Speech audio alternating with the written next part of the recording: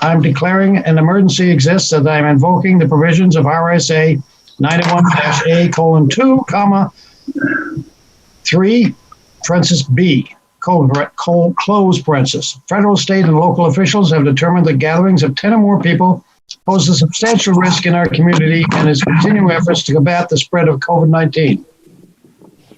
In concurring with their determination, I also find that this meeting is imperative to the continued operation of town government and services, which are vital to the public safety and confidence during this emergency. As such, this meeting will be conducted without a quorum of this body physically present in the same location. At this time, I also want to welcome members of the public accessing this meeting remotely, even though this meeting is being conducted in a unique manner under unusual circumstances. The usual rules of conduct and decorum apply. Let's start the meeting by taking a roll call of candidates. So let me get my sheet out and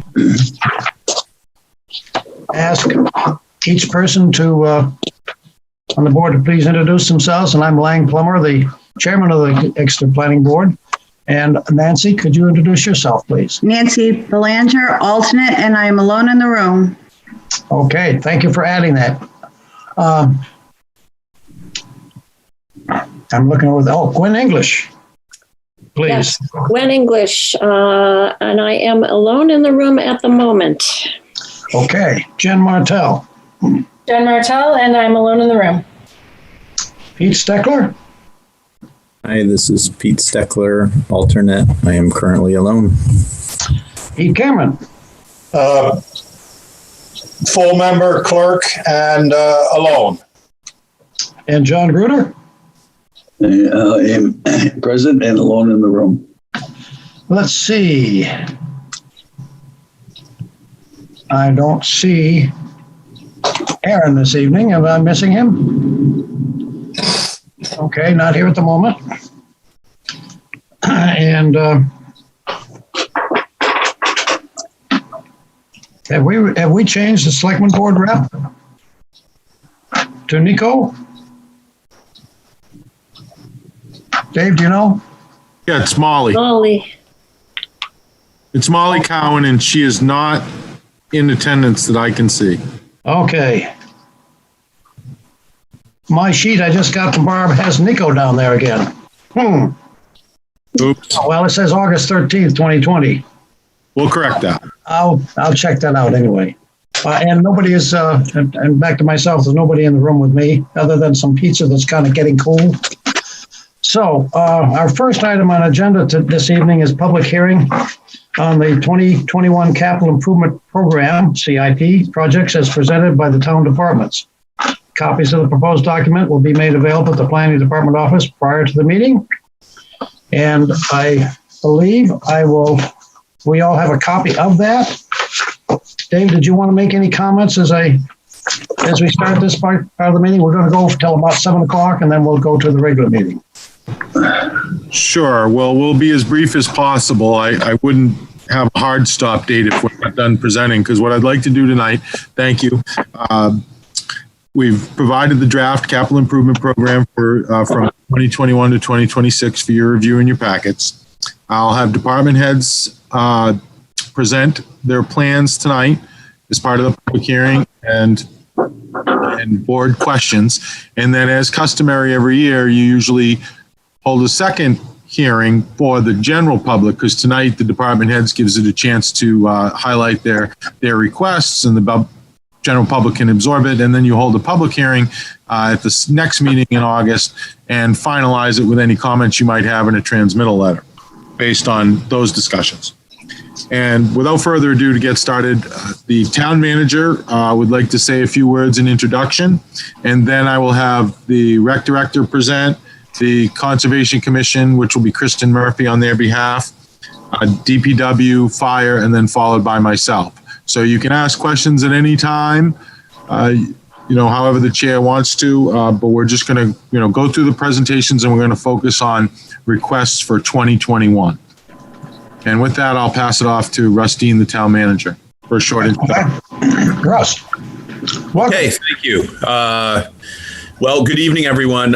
One of the things I'll kick off by saying, as you may imagine, even though we're in a pandemic type situation right now, we do have a very active capital improvements program going on at the moment.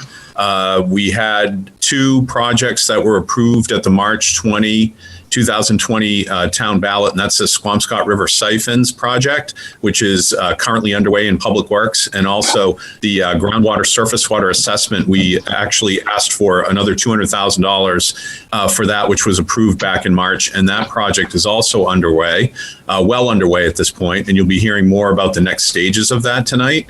Also, the West Side Drive project that involves design and engineering funds to create some drainage improvements, road improvements in that neighborhood, which is a long time coming. Those funds were approved at town meeting, and they're also that project is also underway. Some other things that we've been working on include the Salem Street Utilities project design that was approved a couple of years back. That is in progress right now. You'll be hearing about that too.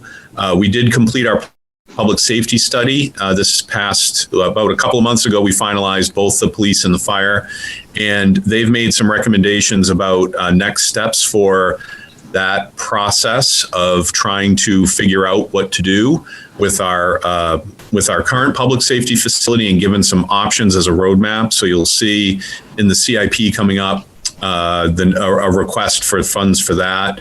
And also the DPW garage process, there was $25,000 put in the budget for FY20, and that is being worked on as we speak. I would also point out, if you've been near the library lately, you know the steel's up and they are working diligently on that. That project's about halfway done. And we've had a very active parks improvement fund, including the Gilman Pavilion and Kids Park renovations that happened this past summer. So even though we're meeting virtually and there's been quite a bit of slowdown, if you will, in other ways, I think our capital improvement program has still been pretty robust, and should be an interesting conversation tonight for you. So with that, maybe I can turn it back to Dave, and I think Recreation is first up, Dave. Yes. Greg Bisson, Rec Director. Pass to you, Greg. Good evening. Can everyone hear me? I am on a MiFi, so please, if I cut in and out, let me know. I'm going to share my screen. A quick presentation on the capital improvement screen. Boom. Over here. Share. All right. Capital Parks and Recreation 2021 capital CIP request, more important than ever. The pandemic, as you all know, kind of highlighted outdoor recreation. Kristen and I have seen increased usage of all our properties. And the Park Improvement Fund, as Russ mentioned, has been very vital into regenerating some of these parks. Established in 2018, allows us to check off our long list of maintenance projects that have been compiled, but it allows us the flexibility to go from year to year.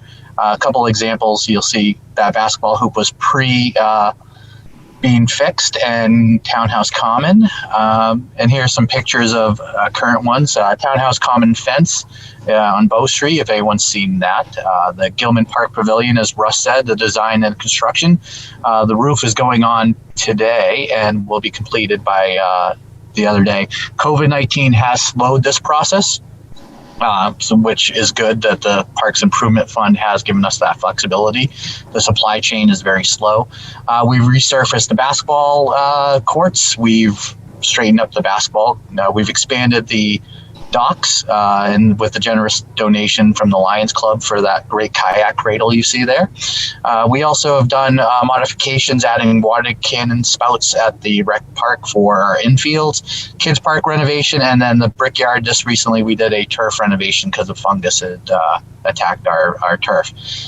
Here's a picture of Kids Park. If you haven't been by, Kids Park was completed July 2nd, and we had a ribbon cutting.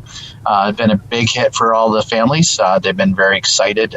It's even 95-degree days, you can find several families out there with masks and sanitizer.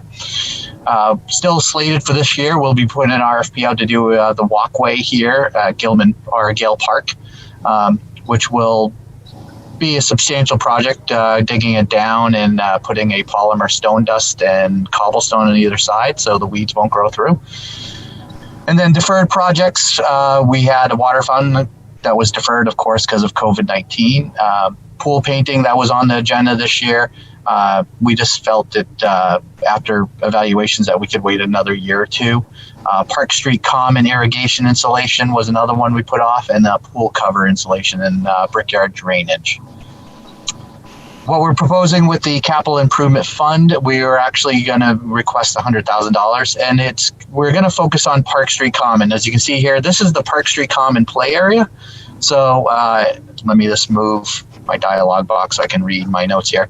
The playground area no longer meets compliance for playgrounds. Equipment no longer meets the needs of the neighborhood because we've had a large influx of younger kids and older kids. The equipment is showing signs of deterioration. The only new piece of equipment in this park has been the T-swing that you see presently in there. And then the playground has no shade, provides no barrier to keep kids from running out into Main Street or Park Street, and then does not have sufficient fall zones or play areas.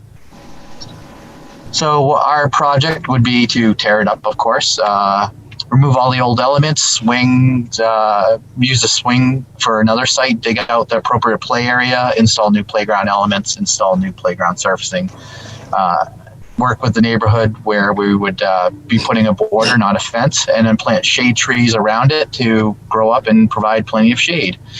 Some examples, these are not anything that we are committed to, of course. Park Street Common is one of the well-used parks. It serves as a hub of the neighborhood while offering recreation opportunities for both active and passive.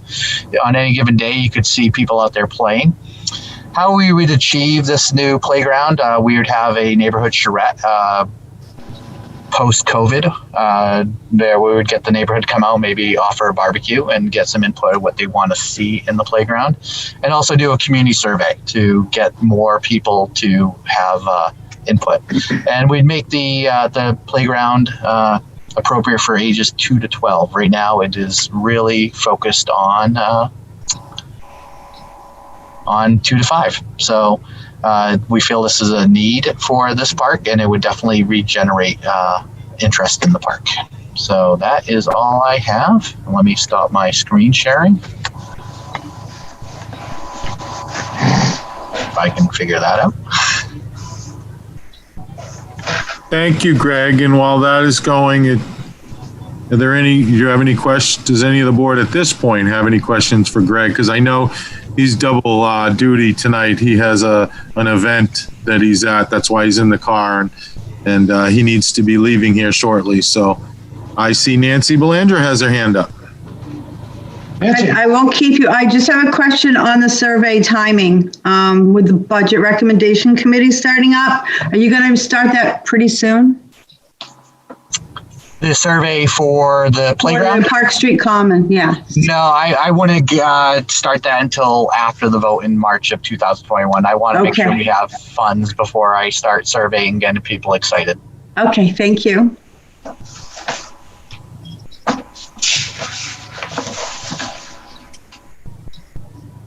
Thank you. So before I'll have Kristen Murphy speak on the Conservation Commission's fund request. I just want to reiterate, because I'm seeing some folks, some new folks that have signed in that are on the regular agenda for the 3 applications that will be Seacoast Mental Health, Osram, and the Rocco subdivision. If you are logged in, just note that the regular meeting starts at 7, so you're free to log off and log back on at 7 o'clock for that regular meeting. And with that, I will pass it off now to Kristen Murphy. I thought I saw her on here. Yeah, she's there. Yep. Right under you. Well, not on my screen. Yeah. Okay, there she is. All right. Thanks, Kristen. So good evening, everyone. I'm going to do my best to share my screen as there. Do you see that? Do you see my screen? Yes. Okay, so I am here tonight on behalf of the Conservation Commission, and I am presenting, I don't know how to adjust the size, but I am presenting a $50,000 request to allocate those dollars to the conservation fund. The conservation fund. Lost your voice. Oh. Okay, let's see if I stop my video maybe. I can't hear you, Kristen. Now, maybe if I stop my video, I might have internet issues. No? Can anyone else hear her? No, I can't. No.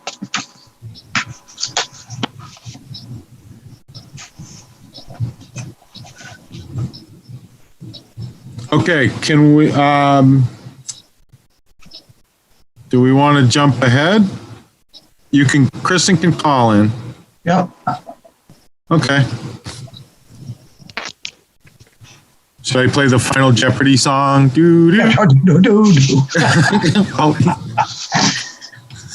She just should be quick. She should be able to call in and speak.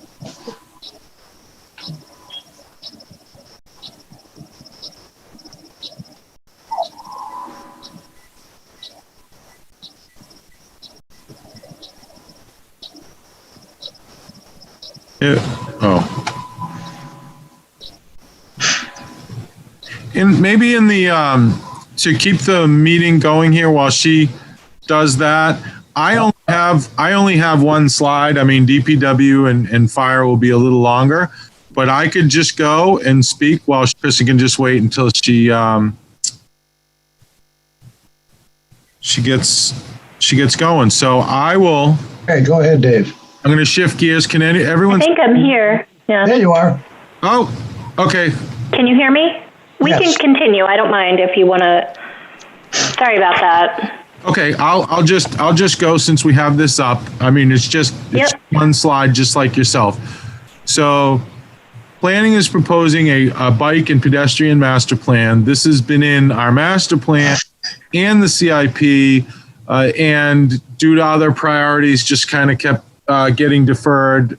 I think it was originally, scheduled for funding and last year, at least, if not the year before. But this would provide $25,000 for a planning study to complete a town-wide bike and pedestrian master plan.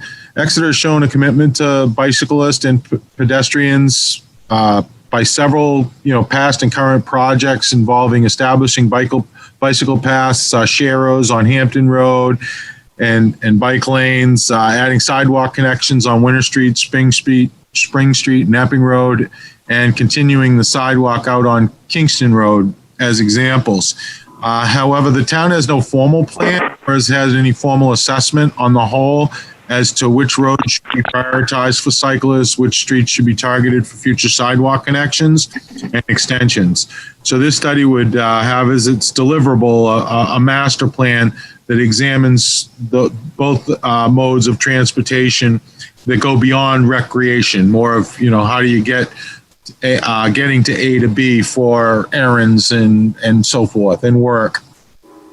The plan would identify improvements to existing amenities and areas where new amenities could feasibly be installed to promote alternative modes of transportation. So it's been a while, but I'm moving it forward this year. I thought it was appropriate. We've had a couple of, it's been in our master plan, and I thought I would move ahead. I have the bandwidth to do it, been having a lot of studies going on and been doing a lot of things, but this would be a nice project for 2021 to embark on. That's all I have. Thanks. I'd be happy to answer any questions. Hey, Dave, it's Gwen. Yes, Gwen. Do you have anyone in mind to do a project like this? Is this something RPC could do, or is this something you would hire another group that is specializes in something like this? Well, I can't, I don't have any preference. How our purchasing policy works for professional services for something like this, we would go out to bid. Okay. We'd issue an RFP and we'd take any respondents. And if RFPC responded, then I'd probably get together a panel of a couple of folks, and we'd interview them, and we'd hire whoever we felt was going to do the best for the town. So I wouldn't discount anybody who submitted a proposal. Okay, thank you.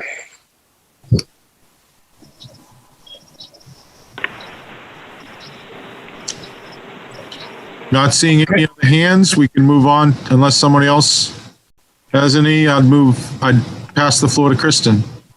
Yes, thank you. Kristen? Okay, you all can hear me now? Sorry about that. So I am Kristen Murphy, the Natural Resource Planner for the town. I'm here tonight representing the Conservation Commission. The Conservation Commission is requesting an allocation of $50,000 for the Conservation Fund account, and the purpose of this $50,000 is in support of conservation actions.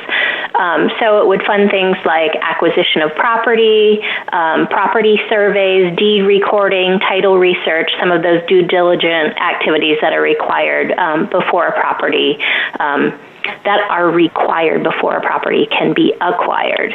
If this sounds familiar to you, we did request $50,000 last year. The planning board requested that be up to $100,000. It went through the budget committee and was dropped back to $50,000. Since that time, we have had communication with two property owners, actually now three property owners, but did not quite have the funds to move anything forward at this point. As stated last year, there are a number of funding opportunities out there with some of our high priority properties. There are some great grants that are available. So just trying to keep it brief, that's really all I had. I'm happy to go into more details or answer any questions that you might have.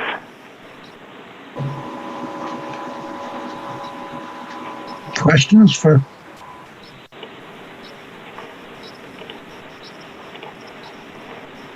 Okay, Dave, let's move on along.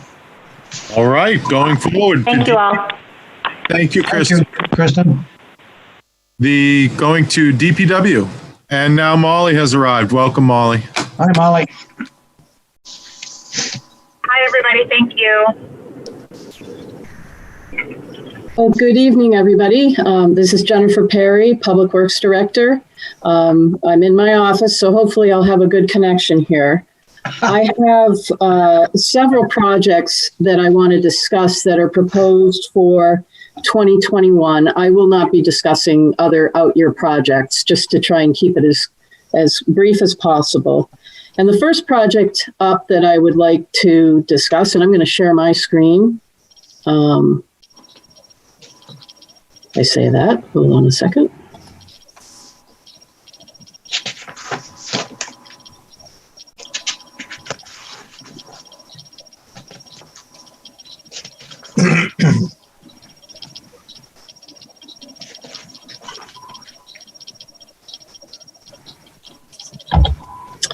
Is on page, I apologize, page 1 of the draft CIP is the Public Works facility.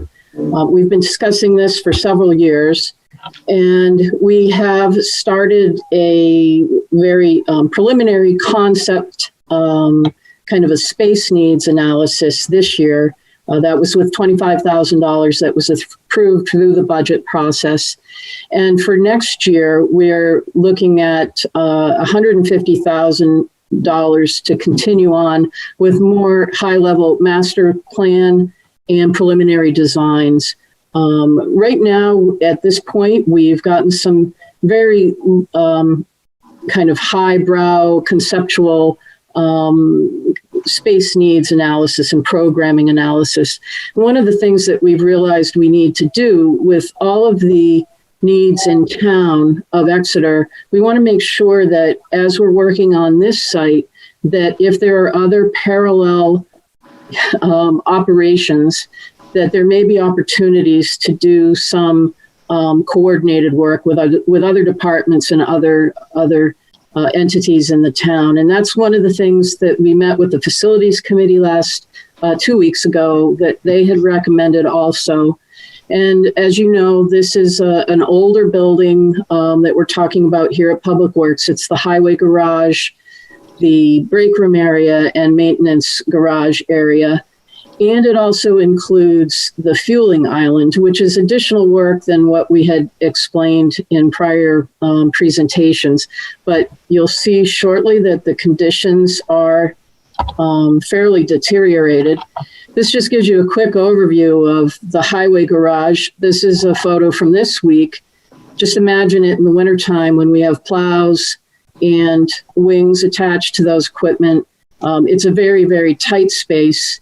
And as you know, too, from prior presentations, this Butler building is inadequately designed to allow for the current snow load codes, and we need to address that. We currently do keep a contractor on retainer to do snow removals while we're out doing snow plowing. There are times when we would have to have snow removed. And so we're trying to address not just space needs, but also addressing some issues that we have with the building where we have 9 high bay garage entrances and we're backing in large 6-wheel dumps and grader or loaders with wings and plows. There's a lot of damage that's sustained to the garage doors and frames. And our concept is to have a single or a double entry port, but it would be a drive-through type of facility rather than backing in. You would drive in and exit out a separate door. It would also make it a much more energy efficient building, which is an important aspect as we move forward. This is a view of the mechanics bay. And as you can see, this is one of our smaller backhoes, but when we're working on loaders or we're working on fire apparatus, it's very difficult for us to get, and we can't with the ladder trucks, we can't fit them in, and we are actually physically working outside during inclement weather, during all kinds of weather, if we're servicing a fire apparatus. So we were looking at trying to size our space adequately for those needs. And here's another example of just kind of town-wide storage needs. We've kind of become pod central here, where we expand to be able to accommodate whether it's library books during their construction. We have police materials here. We have our own materials, and a lot of stuff is not able to be stored inside, but we've acquired pods over the years to do that type of storage. And last is the fuel island, and this fuel island is used by all town equipment, including police and fire.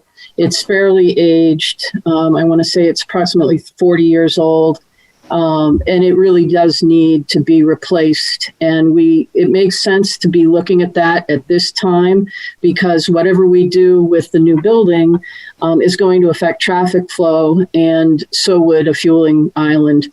So we're going to continue to keep this operational for the next 2 years, but we do need to anticipate that replacement very shortly.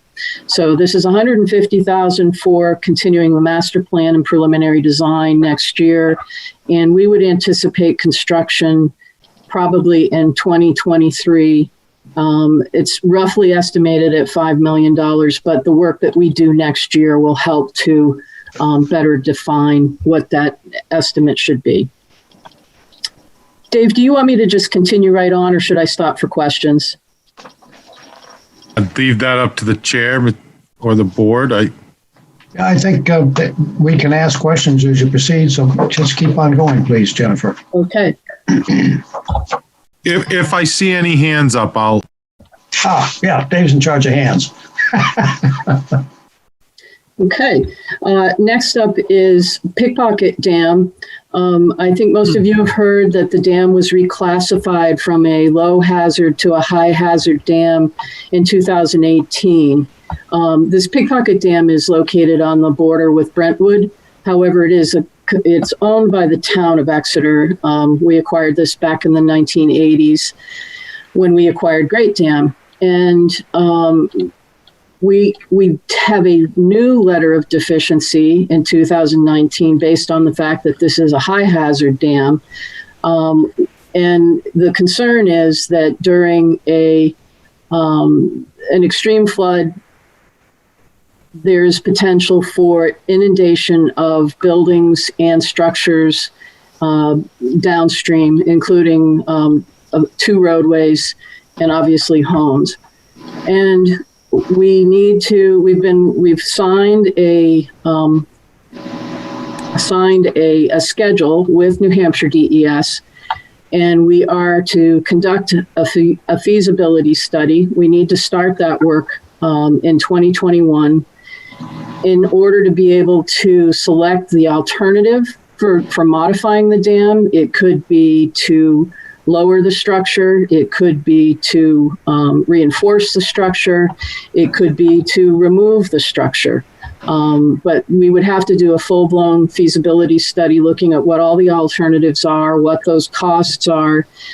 This would be work through the River Study Committee. There would need to be coordination with the town of Brentwood, or at least have them participating and invited to sit in those discussions. And ultimately, we have to be applying to New Hampshire DES by June of 2022 for that reconstruction. And that permitting would be taking place in 2022. And ultimately, we have to have the modifications completed by December of 2025. So again, this is looking at just for next year, requesting $300,000 to do the feasibility study that would be taking place for the next year and a half. Before moving on, I know no one had their virtual hand up, but Pete Steckler, did you have your physical hand up? No? Okay, never mind, sorry. Proceed. Okay. And the Salem Street Area Utilities Project, as Russ already mentioned, that is in design right now. We're working with Hoyle Tanner and Associates. This is to replace water, sewer, and drainage in the vicinity of the Salem Street. It includes a very short section of Park Street. It includes Oak, Warren, and that area. And it's predominantly drinking water driven, that would replace almost 6,000 feet of water line. It's very small. It ranges anywhere from 2 to 4 inch water line. And a lot of it's cast iron and extremely corroded. So this will be a huge improvement for that neighborhood as far as drinking water quality and pressure. And the sewer, there's approximately 3,700 feet of sewer. Most of it's vitrified clay. It's over the years, with frost and movement, it does crack, it does upheave, it does collapse. There's a lot of joint separation and root intrusion. So that would be accommodated in this project. And it would also include drainage. There's about 2,000 feet of drain line that either needs to be replaced or relocated to accommodate the other utilities, and several catch basins that need to be rebuilt. So again, we've been working on the design this year, and this would be proposing construction next year. Over $5 million.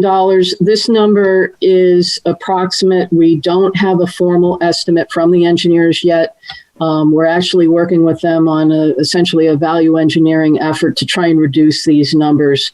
But I don't have a solid number for you yet. It literally every day things are evolving, but we will certainly have a better number later this year.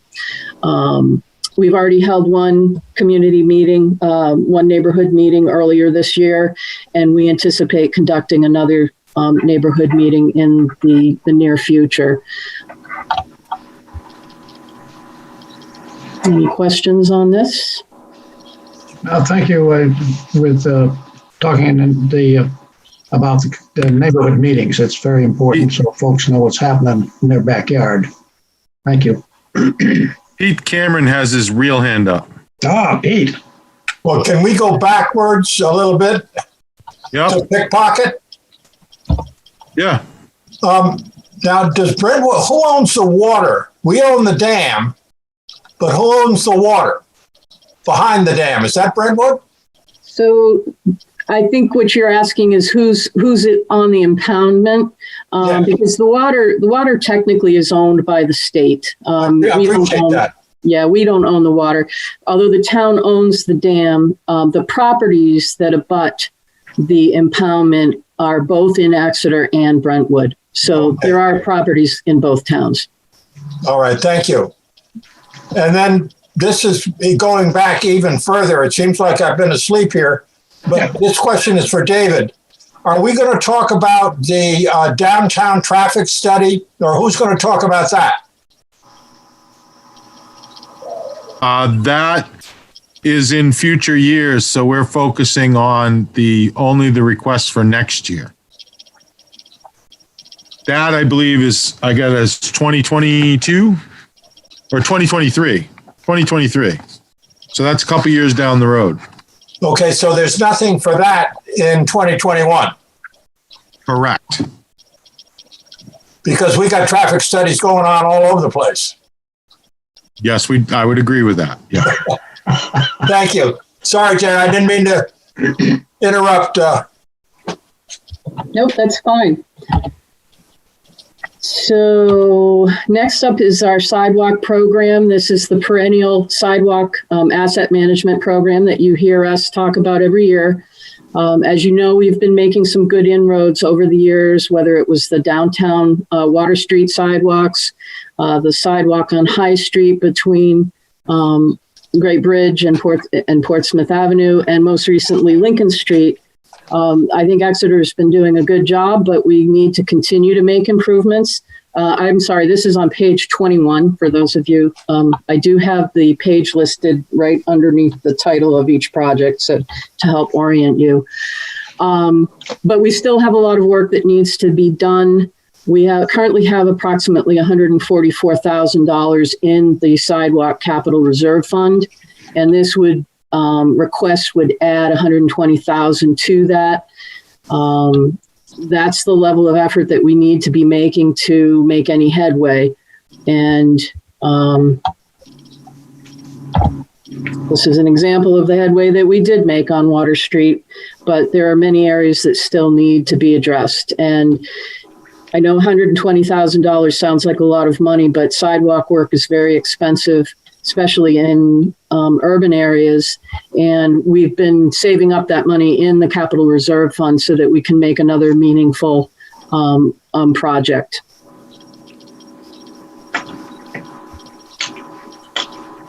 Okay.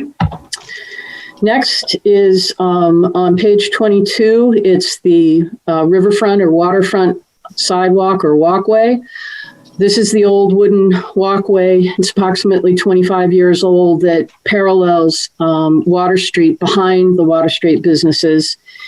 And it's in fair condition. There are some trip hazards. There's a lot of cupping of the boards, both on the handrails and at your feet. We have had some complaints. And this is our intent. Our intent here is to just address the tripping hazards, make some spot repairs. It's not to do an overall replacement. We don't think that that's the right time. We still need to make some determinations as to what we should be doing for a final restoration of this. Should it be a seawall with a brick or concrete sidewalk atop of it, or should we continue with this? We really haven't gained that kind of insight from the public, and we feel that we need to do that. And so this will just buy us 5 more years with the existing wooden walkway. And we know that there's a lot of interest, as Greg was explaining earlier. There's a lot of people out walking, and I think that it's going to continue to be an important aspect. This certainly is a beautiful location. I'm not sure it gets as much usage as it should, but we want to make sure what we're doing makes sense in the long run.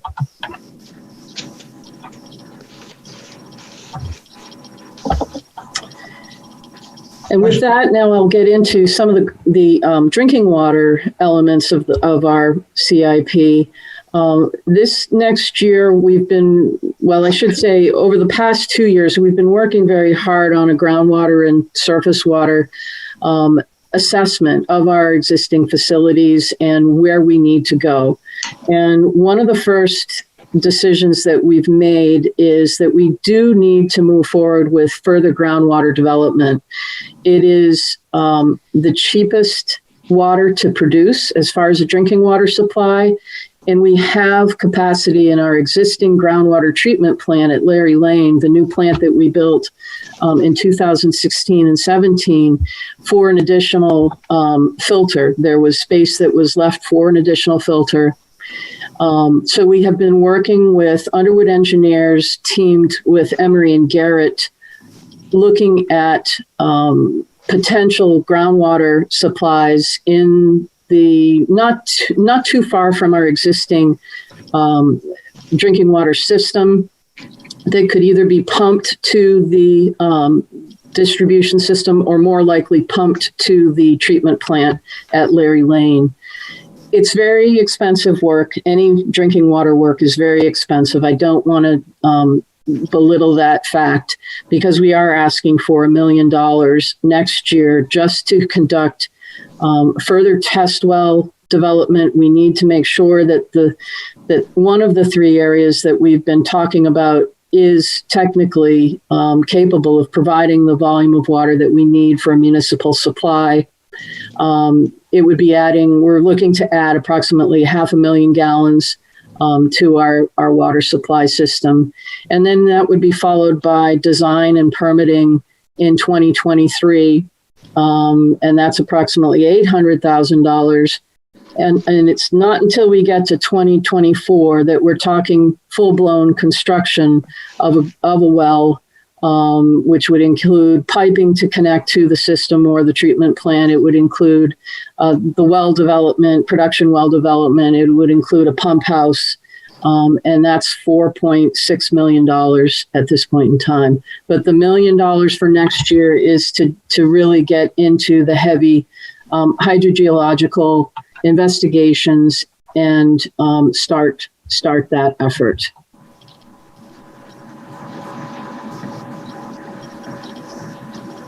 Okay. And continuing in our drinking water, most of you are aware we have a surface water treatment plant located on Portsmouth Avenue. And that surface water treatment plant does generate a fair amount of residuals in the treatment process. Whenever we flush the clarifiers or backwash the filters, we generate solids that go to a small lagoon that's adjacent to, it's actually on the other side of the dam spillway. You can see in the lower left, that's a photo of what the lagoon is. It's completely full with solids. There's grasses growing, and that needs to be removed. And it should be done every 7 to 10 years. The last time we did it was in 2013. So it is right about the time for that to be done just by time, but we can see also just by the level of materials that have collected. The unique thing, though, is that we can no longer truck this material to the old wastewater lagoons because we've built a new wastewater treatment plant. So we are going to be doing tests on that sludge, that biosolids. It's not biosolids, excuse me. It's an aluminum sludge material to characterize it and determine what is the best and cheapest disposal option for us. We anticipate most likely that it is going to be trucked to waste management for disposal in their landfill at Turnkey. And we estimate that the cost for that, including trucking and disposal, is $275,000. Again, we've been doing it for many years at our own facility here at the wastewater treatment plant, but that's no longer an option.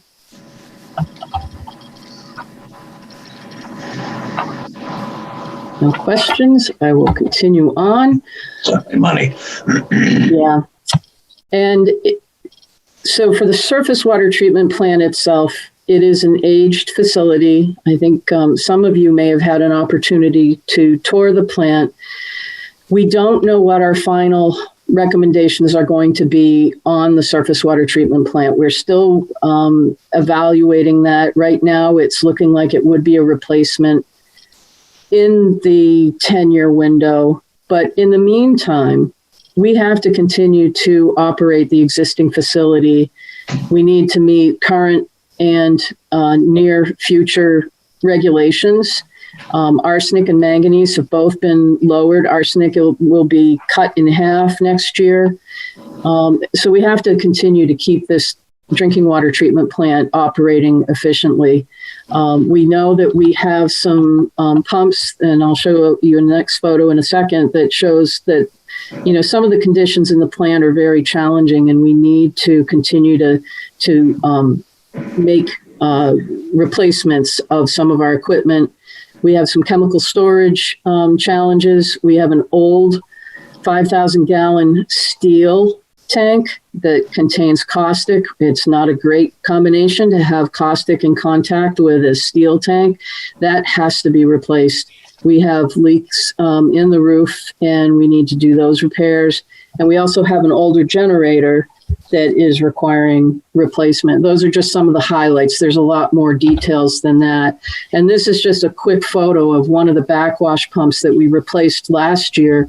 I mean, that's the level of pitting and corrosion that is going on in our clear well. That's before it goes, we treat it, we provide corrosion control after this step. So unfortunately, this point in our treatment plant is pretty corrosive, and we need to replace other pumps and piping just like this. Okay, now on to the wastewater side of business. As you know, we have grown outside of these old lagoons. You can see in the photo, Lagoon is the first one closest to us in the photo. We have been dewatering the sludge from that lagoon this year.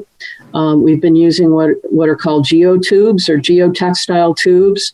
The sludge is dredged from that lagoon, is pumped into those tubes. You can see them here. And the sludge dewaters through, it's basically it's like a filter bag. The supernatant water filters through that, and next year we'll be disposing of a much lighter, drier sludge. Instead of trucking water to waste management, we'll be trucking this dried sludge. So that project is going on right now, but next year we do need to actually truck that dried material to waste management, and we anticipate it's going to be about 10,000 tons of sludge. Again, when we were operating the lagoons, there was no off-site removal of sludge. It just was staying there and accumulating for 30, 40 years. So we're making up for that now. And then in 2022, it would be a similar cost to take Lagoon 2, which is closer to where Wheelwright Stream comes in. This is Lagoon 2. It has less solids in it than the first lagoon because a lot of this historical settling occurred in Lagoon 1, and then it flows into Lagoon 2. We're estimating it's just over 4,000 tons to dewater that and dispose of that, and that would be approximately $1.3 million in 2021 and $1.3 million in 2022. Lagoon 3, we have already done the sludge removal. So 2022, if we follow this program, should be the end of removal of sludge from the old wastewater treatment plant. We'll continue to generate sludge as we do now with the new facility. On a weekly basis, we are trucking, removing sludge, treating sludge, and trucking it to waste management. So it's a totally different process now. No hands or questions? Just a quick question. What's the purpose then of the 3 lagoons? So the 3 lagoons, right now, the 3rd lagoon, half of it has been used up with land. We were able to use some of the overburden here to fill this, but they'll just be ponds. We'll have solar aerators or solar circulators on the ponds, but we're no longer going to have the large energy consuming pontoon units. Those will be gone as of this year in Lagoon 1, and they'll be gone in Lagoon 2 next year. So they'll just be there as ponds, but they'll be clean ponds. They're not going to be storing sludge. I'm not saying clean like you can go swimming in them, obviously, but there's a lot of wildlife. Ultimately, if the town decides that we want to do something different with that, it will then be an opportunity to consider other uses for those areas. But right now, it's just to get those out. We do still have what I would call flow equalization available with this part of this Lagoon 3, so that if the flows coming to the new wastewater treatment plant are excessive, say during a 100-year storm and we're getting a lot of rainwater, that flow can still go to Lagoon 3. And so I don't think we'd ever be doing away with that. That's important, so that we can then take that water and then treat it at the new wastewater treatment plant. Thank you. Okay.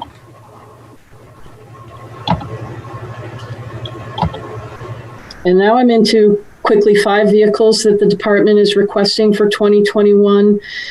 We are looking to replace the 2013 Jeep Patriot that's used by the highway superintendent. It's exceeded its planned life. It's 6-year life. It has approximately 60,000 miles on it. It does have enough points in the vehicle point system that warrants replacement. It's a little bit underpowered for the use for the highway superintendent. Obviously, it's a first responder vehicle. There's a lot of material and equipment that is carried in that vehicle to anticipate whether it's storms or operations. It's had to be jumped several times because too many pieces of equipment are being used to, electronically. And we would like to increase that from size-wise from this small SUV to more of a Ford Explorer, more of a mid-size SUV. And it also has been, we've had some problems with the 4-wheel drive transmission. Nancy Belanger has her hand up. Hi, Jen. Sorry to interrupt you, but the sludge removal, is that mandated? It is indirectly mandated. If we were to keep that sludge in those ponds, we would be considered a sludge storage facility, and we'd have to go through a whole different realm of permitting, which we really don't. The town doesn't want to be considered a sludge storage facility. So it was always anticipated that we were going to have to address the sludge once we got the new treatment plan online. Thank you.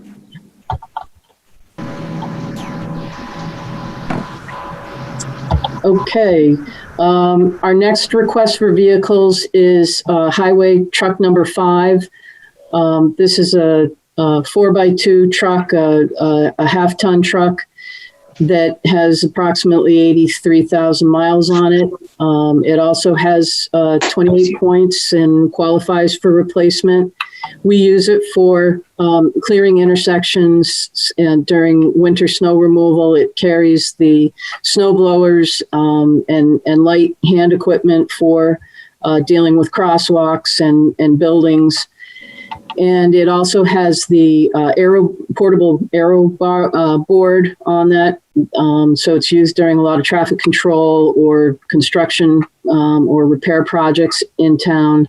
And it's also used as the on-call vehicle by the highway team.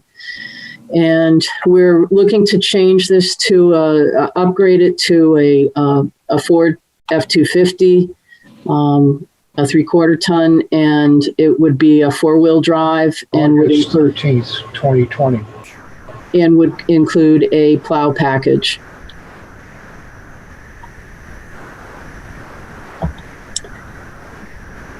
3 out of 5. This is good old highway 6-wheel dump number 33. This was a truck that had been transferred from water and sewer. 2 years ago, we had another truck in highway that really we needed to get rid of. We had some real severe issues with it. Recent inquiry this came regarding over. truck generation rates. Excuse me, anyone who is speaking, can you mute your microphone? We're getting some background noise, please. Thank you. I think I hear Steve Pernoff. So this is finally rotating this vehicle out. It's a little undersized, under capacity for what we use it for now as a highway salt sand truck. It's important that we keep this in the mix. We still need all of these trucks. We would change this to the newer newer platform, I should say, of a hook lift truck. That's been very successful here in the department. This would be our second hook lift truck. And I think that's about it. And second to the last, water sewer, we're asking to upgrade truck number 3 to a crew cab truck. This is a 2014 Ford F-150. It's used by the utilities foreman and the on-call group, so it's out every day. It has over 100,000 miles on it. Again, we're trying to replace our equipment before it gets into really bad disrepair and is requiring a lot of maintenance. So this fits that. And our last request is to upgrade what we have now at the wastewater treatment plant. As you know, we've grown. The new facility is operated by 5 operators. We used to have 2 operators with the old lagoons, but the new facility is much more technical. There are a lot of outbuildings. There's a lot of sampling that goes on. We have to have 5 operators operating that plant. And so we need a second truck. There is one truck already, but this would be a second truck that would be, again, a crew cab with a plow package. So very similar to the other pickups that I've been discussing. And it would be used to plow out this facility, and it would be used for sampling. It would be used for everything that wastewater treatment facility operators are doing. They do tow.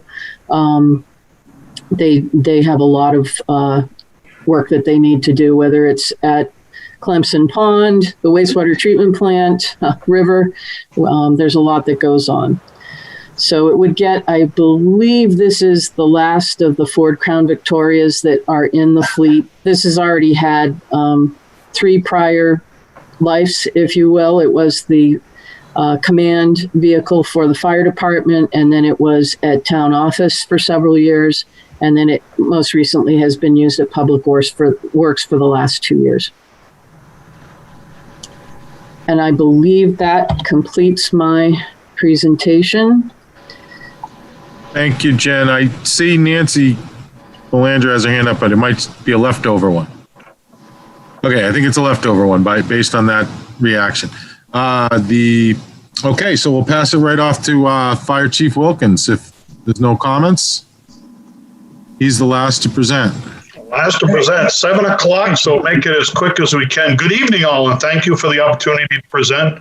And if you've been on the board for a while, you've put up with me for years, and Lord knows I can talk. So I'm going to make every effort to be brief, and I'm not going to share my screen. So do you want to go in order on your booklets, or can I go small project to large project? Lang, what do you think? Whichever makes it quick and efficient. All right, quick and efficient. Let's go to page 39. And let's talk about replacement of our Car 2, one of our SUVs.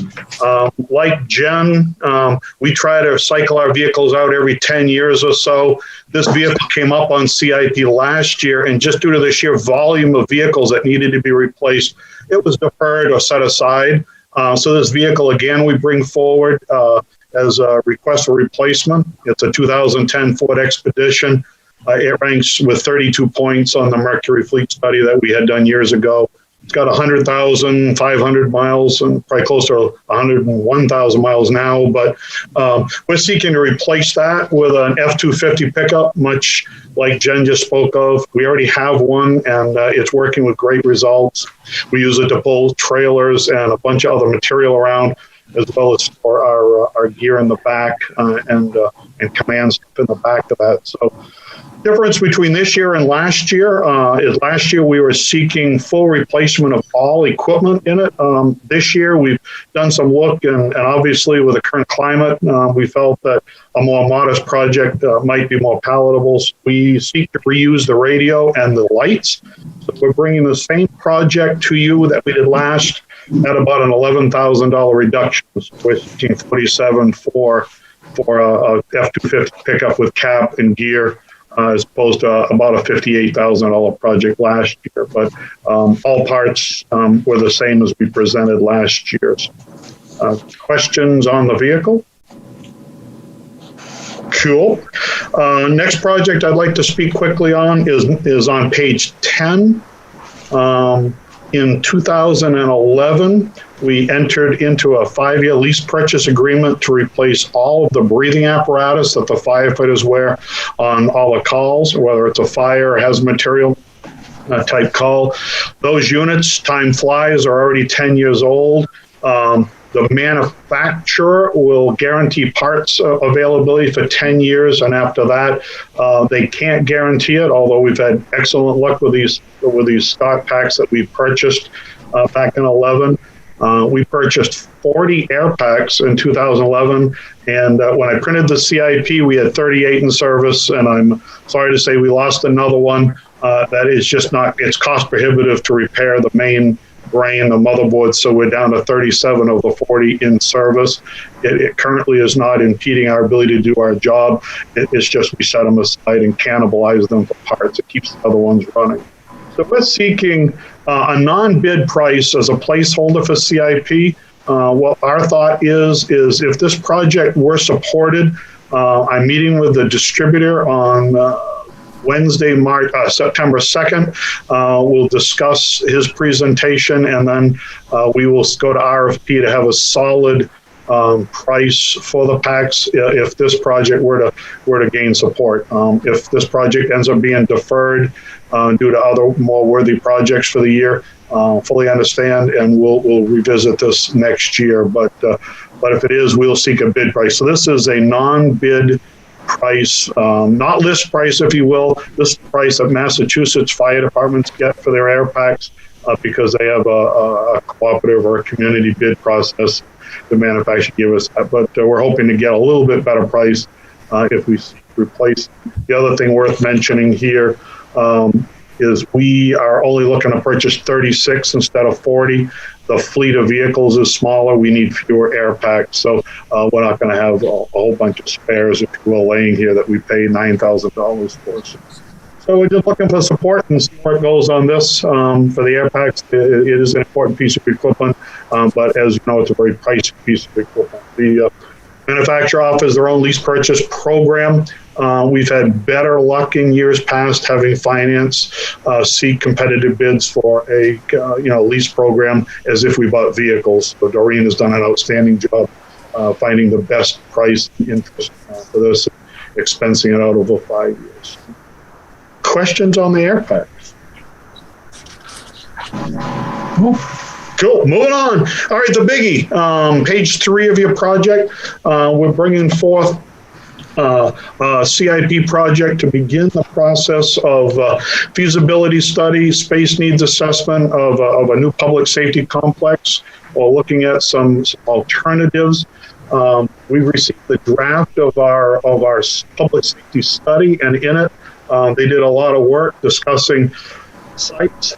They proposed 3 options, and option A, and I know perhaps some of you haven't had an opportunity to read the entire study, but one option talks about a new public safety complex that can meet our response needs of, they use 240 seconds and 480 seconds, but easy math, that's 4 minutes or 8 minutes. If we did option A, a new facility on the Continental Drive property we owned, It could provide a 4-minute response to the core of downtown and a great deal of Epping Road, where a lot of the build-out is, and 480 minutes or an 8-minute response to the rest of the town from that facility. So what we're looking for is the ability to have that space needs assessment, a feasibility study, look at alternatives. I had the pleasure this afternoon of meeting with the facility committee for 2 hours. They toured our facility along with the PD side, so they'll have a lot of input. They had a lot of great recommendations. Leaving me tonight, almost got on late at 6, but we don't want to, kind of cloud the issue of this CIP. But they would like to weigh in, and I think they'll have some things to share, and that could be valuable as we move this project along as well. What we're looking for is to boil it down to a preferred alternative, and I always hate going after Jen because she does such a great job with the design phases and all of her projects, and what we're looking to do the same, create a future preliminary design, have some documents that we could really flush out and bring the best project to the voter, garner some support from the voters as well as the stakeholder groups or a working group, and determine what is the best course of action for the fire and police public safety. Would it include a rehab of this building? Would it include abandoning the building, repurposing the building? This is what we're looking to flush out, and I think we need a project and a CIP that will allow us to seek professionals to help us with that. $400,000 was a price we determined would allow us to do that design from hire those professionals to do. But from there, I think I'm not sure if Dave, because he was very helpful in that, or Russ has anything that he'd like to add to that. But in a nutshell, because I know it's getting late, I wanted to present that to you tonight. I thought that was well said. I do notice that Pete Steckler has his hand up. Thanks. So I guess my question is, given 2 big planning efforts with the Public Works facility and garage and this new safety complex, if there could be some significant efficiencies in terms of pairing those efforts together, and that would be an attractive project for some consulting firm who's, I don't know. I just wonder if you've considered pairing those together to, when you advertise them, for example, to get some cost efficiencies. Thanks. Sure. When I listened to Jen tonight present her plan, I agree with you on that. I think it's a little more global. I think I let Russ or Dave weigh in on that, but I see where you're going with that perhaps both projects coupled together could see an efficiency in that, since it looks like the same basic RFP or project, although 2 vastly different projects. The process of a space needs and feasibility sounds on the surface like it would dovetail into a nice project together. So, Peter, thank you for that. I would just add briefly that's something we can look at. Whether these disciplines are sort of entirely separate from one another is a question I have. But we'll talk about it. Thanks for the suggestion. Okay.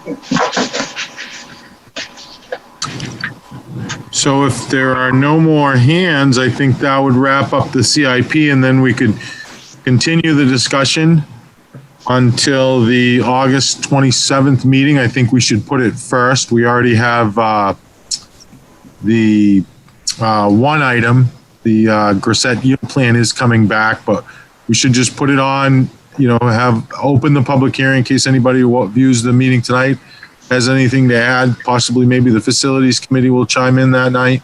And then the planning board can, finalize their comments and transmit a letter and forward it on. Yeah. Does that sound good? Sounds good. Okay. So we'll continue it and we'll put it on the agenda for a continued public hearing for August 27th. Thank you all. Thank you, David. Did you want to start, just so while we're on the topic? You're welcome. Thank you all department heads. That was well done. Given the given the situation, it's kind of I didn't know how this was going to go off, but it seems like the presentations got across and the information got across. But would you like to start 15 minutes, half hour early on the 27th, or would you like to start right at 7? Any thoughts on that? We compromise and start maybe at 6:30. I would. For those of us with families, it's tricky being on ready to go at 6. I'd suggest I just suggest 6:45 or 6:30. I wouldn't suggest any earlier than that because I just don't think it'll be that. Yeah, 6:30 would be great. Let's go with 6:30 then. Okay, thank you. That's on the 27th. All right. And transition from this to our regular meeting, I just want to have, let's see, Aaron Brown introduce himself and let us know if anybody's with him, please. Please join the meeting. Aaron? So we welcome you aboard. And Hi, Line. Sorry I was late, just scheduling issues. I'll catch up on the video later before the next meeting. So if there's anything that I have any input on when we continue this at 6:30 in 2 weeks, and I am in my office at the house by myself. Okay. And Molly, looks like you're now in-house. I am. Hi, everybody. Okay. So we have a full Did you board. want me to introduce myself as well? Yes. Robin, you also have joined us. So. Right. Yes, I'm sorry. I also came in late off okay. Issues, but I'll do the same as Aaron. I can see the video and catch up on the parts I missed. Good. So on the agenda, the Wakefield Investment has asked to have their case moved to another date. So that's going to be, they will not be hearing that tonight. So the next on the agenda is the application. Excuse me, Mr. Chairman. Could I get a vote on continuance, please, so we can have it? Sure. Everybody so we don't have to. Okay. Do we need continue the application? Or do you need a motion, Dave? I so moved it. Okay. Let me. I did. Hold on. You got to say the motion. Hold on. Continue the application until the 9/24 or September 24th meeting at 7 p.m. September 24th. September 24th, 7 p.m. Okay. Is that your motion, Pete? That's fine. Okay. Is there a second to that motion? Second. Okay, Second. Robin seconded that. Thank you. Well, Robin's an alternate, so we need somebody else to second, I guess. Second. Okay, thank you, John. And now I'll call a vote. So new faces here. John, how do you vote? I vote in favor. And Aaron? Yes. 2. Molly? Yes. Jen? Yes. Pete? It's my motion. Yes. Gwen? Yes. And I vote yes. So that's the vote for that. And we'll shift gears. The application of Seacoast Mental Health Center Resource Group Incorporated for the site plan review of proposed construction of a 5,326 square foot addition and associated parking into the existing facility located at 30 Magnolia Lane. Subject property is located in the R2 Single Family Residential Zoning District. It's tax map parcel number 65-146. That's planning board case number 20-5. Dave, do you have some? Yes, I do. Thank you. Excuse me. You know what? We got minutes to deal with first. I got a little ahead of myself. All right. All right. We have the minutes of July 23rd, 2020 to deal with. So they're on the table. So if there's any comments or any hands on it.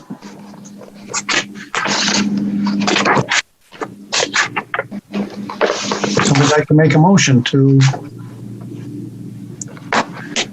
Sure, I'll make a motion to approve the minutes of July 23rd, 2020. Okay, is there a second to that motion? Second. Moved and seconded. Again, we'll do any discussion? Yeah, Pete Steckler and Gwen English have their hands up. Oh, okay. Pete.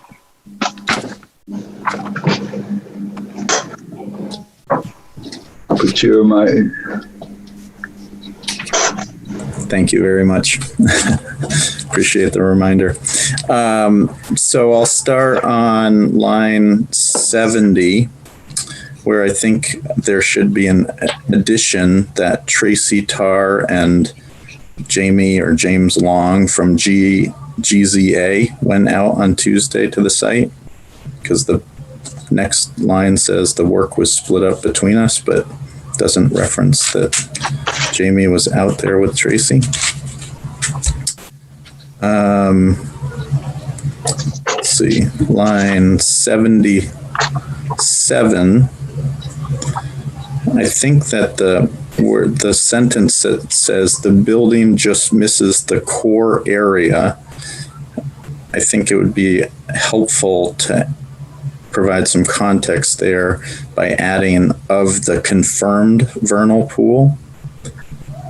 And then in the next sentence where it says 6 secondary indicators were found, and I would add in the potential vernal pool, and there's no fill or grading proposed in that area. I think that provides the necessary context there. Line 88, it just says vegetation. So I don't know what that's referring to. Plants. Yeah. I guess I would ask that the tape be checked for the paragraph starting at line 93, because that doesn't really make a lot of sense to me, but so I just throw that one out there. I can't really provide a suggestion on that. Then line 127, I think it would be helpful to say Mr. Cameron asked if workforce housing, so add housing after workforce. Then where it says, so this is probably where you might want to check the tape too, where it says workforce requires 30% of income. I think what they're trying to say is something like workforce housing rental rates are set at 30% of income level for families with income at or below 60% of median income. But anyway, I think there's some clarification that could be helpful there, but I'm not sure what was exactly said. Line 131, where it says ZBA asked to restrict on record. I don't know if some clarification would be helpful there. I think the restrict the deed on the record. That's what I'm guessing.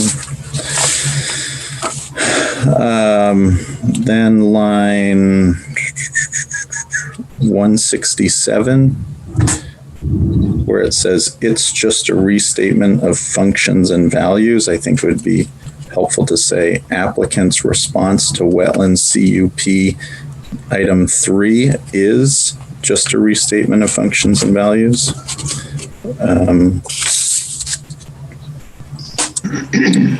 Then line 181, where it says Miss Murphy indicated it does recognize that the public will use the, I'm not sure what it is there.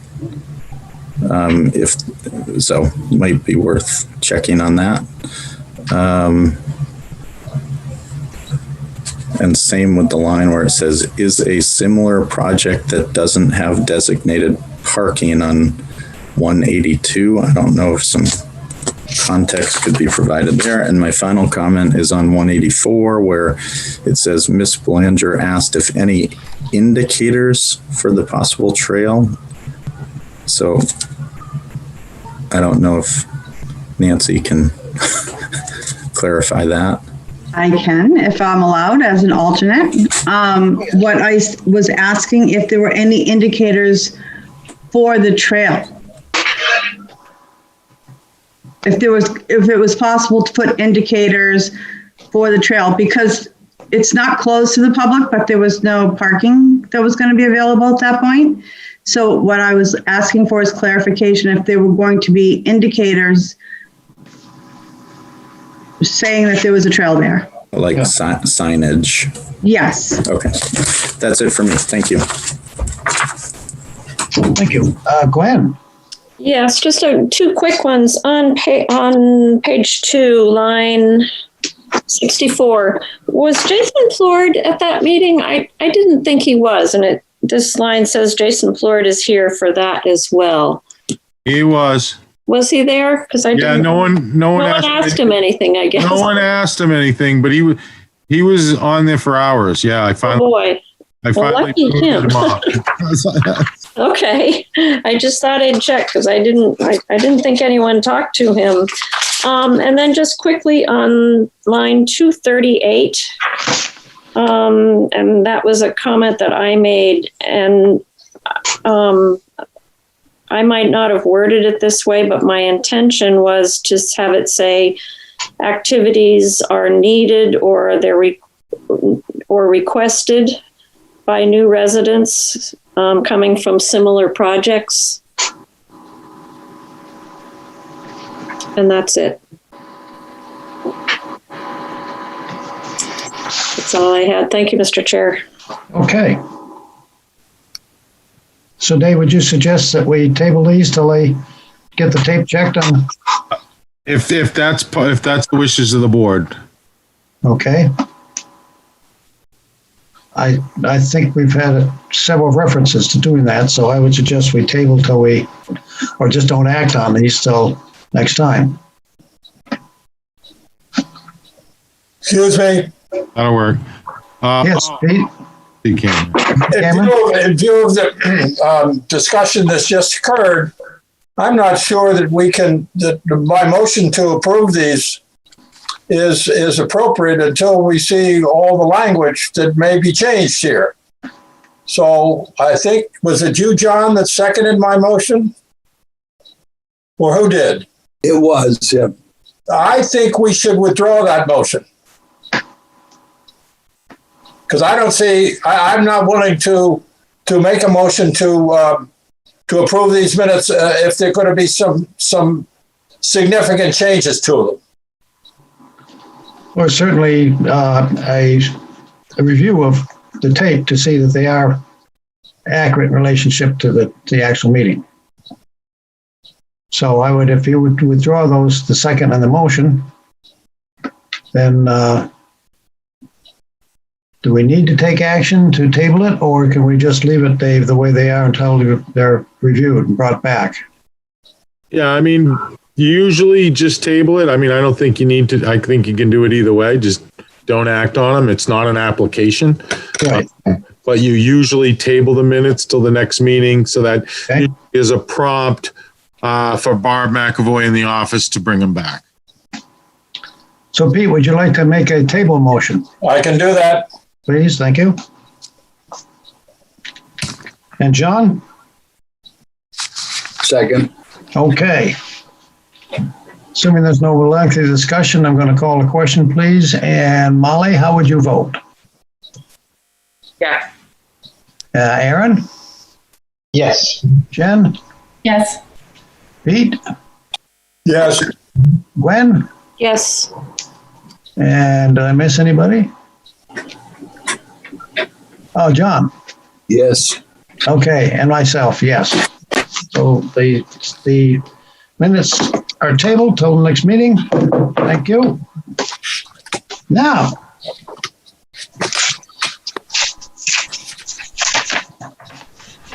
the application of the Seacoast Mental Health Care Resource Group, Inc. Is the plan ready to be heard today? Dave? Yes. Okay. In my opinion, it is complete for review purposes.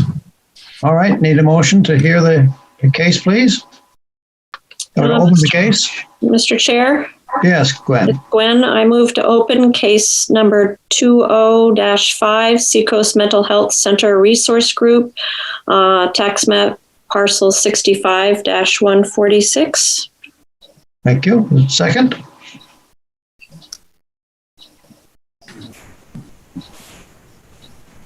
Aaron, how about a second? Got one. Okay, thank you. Then I'll call the vote, please. Molly? Yes. Thank you. Aaron? Yes. John? Aye. Jen? Yes. Pete Cameron? Pete? Wake up, Pete. Pete. I said yes. Gwen? Yes. And I vote yes. So the case is open. Dave, would you like to begin with some opening comments, please? Yes, thank you. As you stated, the applicant is seeking site plan review for a proposed addition of approximately 5,300 square feet, associated parking, and site improvements. The applicant originally submitted their application and plans back on February 26, 2020, and would have been scheduled for the March-April timeframe meeting. But given the arrival of the pandemic, the application was put on hold and put in the queue of backlogged applications awaiting a public hearing date. The site plans and the supporting documents dated February 26, 20 are enclosed. But also the applicant was reviewed by staff, and generally speaking, sometimes we get reviews done and back, but in this case, we've had a couple of reviews back and forth, and they submitted an updated set of plans that you also have in your packet dated August 6, 2020. So those are the latest plans. The applicant did appear before the Zoning Board of Adjustment at its April 16th, 2019 meeting, and was granted a variance for the expansion of a non-conforming use to permit the proposed addition. I did provide a copy of the notice of decision letter and minutes from that meeting. As you will note in the comment letters from staff that I just mentioned earlier, we had questioned the drainage as it was directed off-site. We needed to ensure that there was no detrimental impact to abutting property owners. The applicant did submit those August 6th materials. In response, we did review the information. We're comfortable that they adequately addressed staff's concerns. The one remaining item with it was that they're putting not more peak flow over through their detention facility, leaving the site, but volume is increasing. And if you got a chance to go out to the site, it's their riprap outlet goes over to the hotel property where there's a pretty significant retaining wall and steep slope. So we felt DPW and I felt an easement would be beneficial to increase the drainage onto that property given the circumstances of the adjacent site. And that is incorporated into a condition of approval. The applicant, if the board gets to that point this evening, the applicant is requesting several waivers, one from the high intensity soil survey, one grading within 5 feet of the property line, and one for outdoor lighting trespass on adjacent properties. And they have letters in there addressing their requests, and I'm sure they'll highlight those further when they present. And that's all I have for now, Mr. Chairman. Thank you. Thank you. All right, so the floor is open to the developer. So who's speaking? Chris. Good evening, Mr. Chair. Can you hear me okay? Yes, I can. Yes. All right. Well, thank you, everyone. Good evening, and thank you for the opportunity to present tonight. I was told I'd have the ability to share my screen. Can I try to do that for a couple plans just for clarity? Certainly you may, yes. All right. I'll start with this one here. Can everybody see that?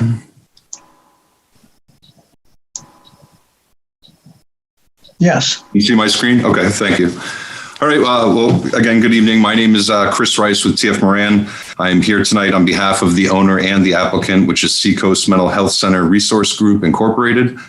With me this evening are Jay Kuchar, who's the CEO of Seacoast Mental Health, Monica Kaiser, who is the board president, Adam Wagner from Market Square Architects, and Steve Pernaugh, who's the traffic engineer for the project from Stephen Pernaugh and Company Incorporated. We are here tonight for a site plan application for the property that is located at 30 Magnolia Lane.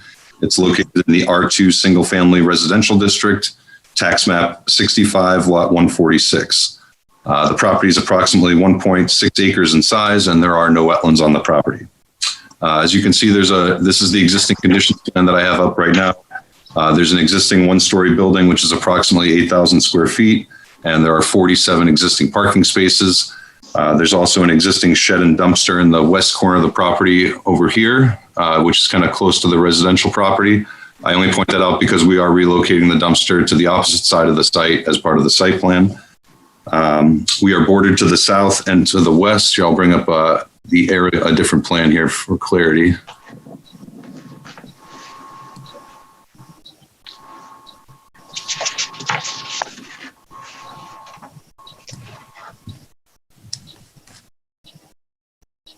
Sorry, bear with me 1 second. Here we go. This is just an aerial plan with our building here shown in the middle, just so you can see what we're bordered by. So to the south and to the west, we're bordered by residential properties. To the north is the Hampton Inn and Suites, and to the east is Exeter Hospital.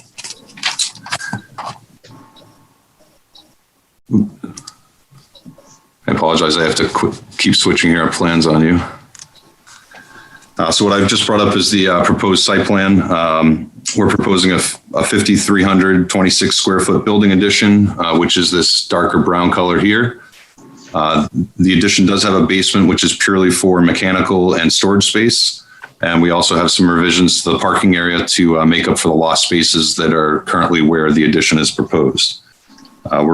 We are required to have 44 parking spaces on site, and 54 are provided. The site will continue to be serviced by municipal sewer and water, natural gas, electrical service. All utilities will be internally connected to the existing building, so there are no external utility changes. Relative to the drainage design, we have proposed an underground storm tech system to treat, detain, and infiltrate the stormwater. I believe with the updated information, and Dave, you and I can coordinate after the meeting, I believe that we have shown a match or a decrease in the peak rate of runoff and volume with the revised analysis for all storm events, the 2, 10, 25, and 50 year to all discharge locations off-site.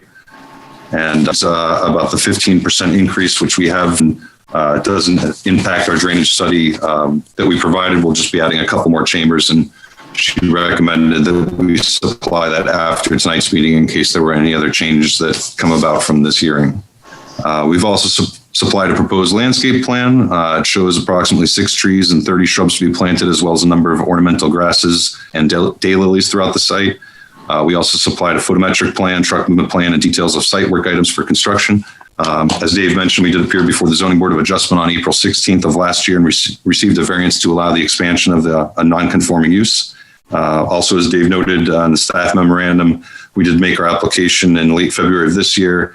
However, unfortunately, due to the COVID pandemic, have been delayed a little bit, but we are attempting to move forward. We have received and responded to all review comments.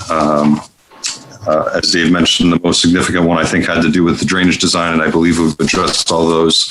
But we are committed to working with staff on any remaining review comments as a condition of approval, if that's the pleasure of the board.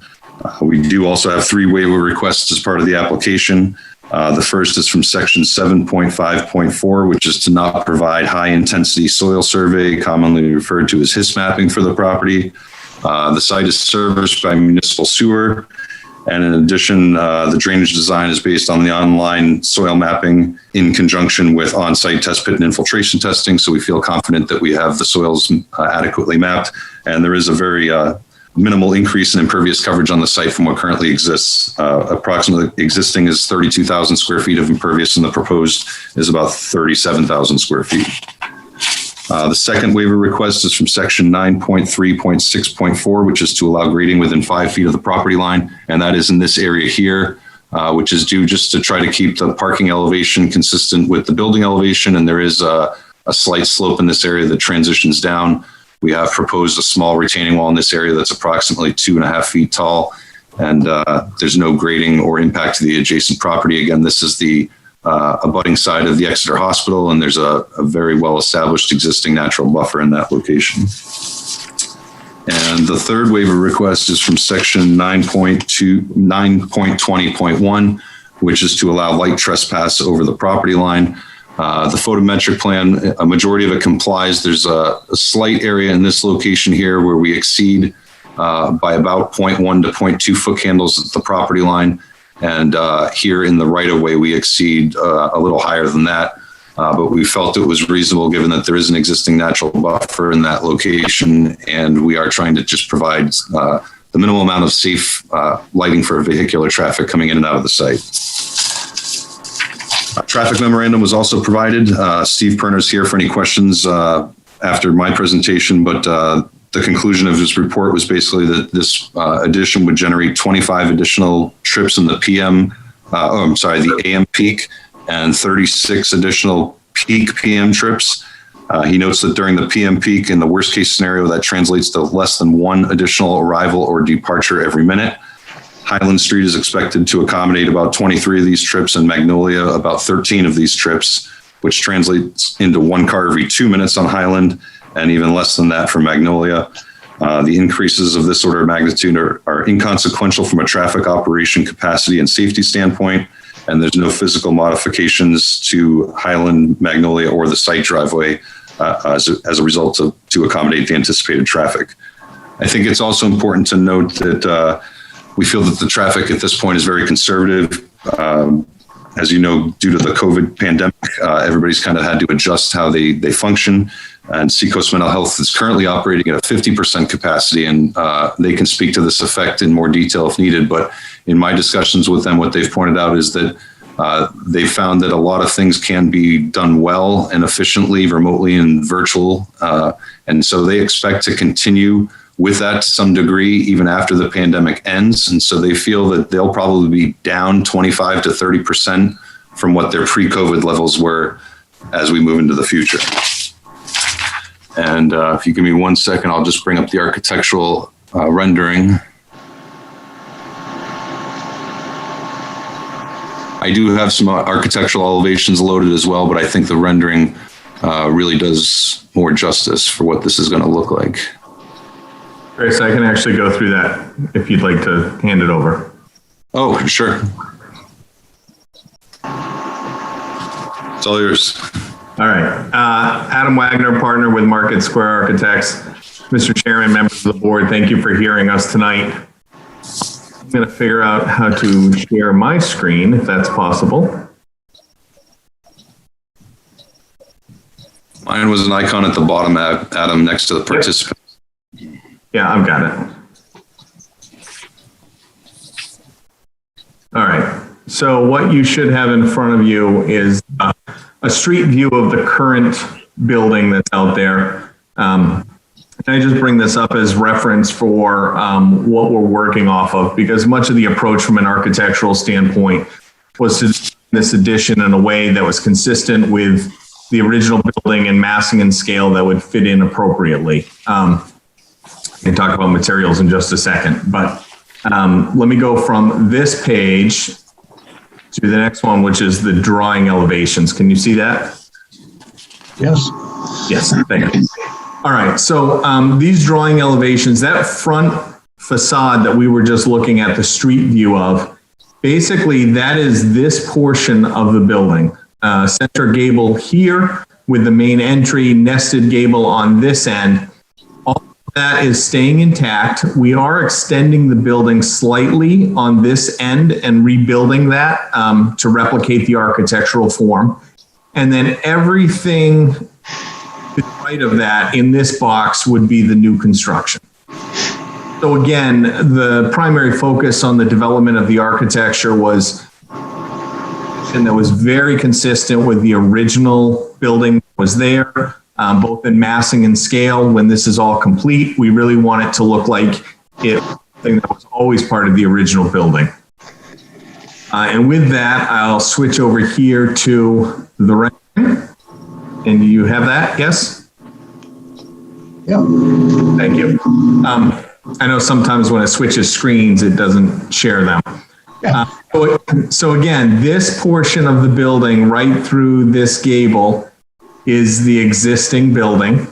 I mentioned there's a small addition just off this leg that allowed us to pick up some programmatic space based on some changes we made earlier in this project. And then everything over here to the right-hand side is the new construction piece. Again, very consistent in scale, very consistent in fenestration. We want this to look like it was part of the original. We are in discussions with the client about what we are going to do for facade treatments to pep up the building a little bit. It's a bit dark right now, and I think this is a wonderful opportunity while doing construction to look at the exterior facade of this building and whether or not actually we reclad it or repaint it, but just something to brighten it up from the brown color that it is now. But from an architectural form standpoint, again, pretty simple and straightforward. If there's any questions that I can answer, I would be glad to do so. But with that, I will hand it back to Chris. Thank you. Thank you. Thank you, Adam. Actually, that was the last part of our presentation. We appreciate the board's consideration on this application, and we're happy to answer any questions you might have. Any hands up, Dave? Public hearing is open. There are, Jen Martell has her hand up. Okay, Jen.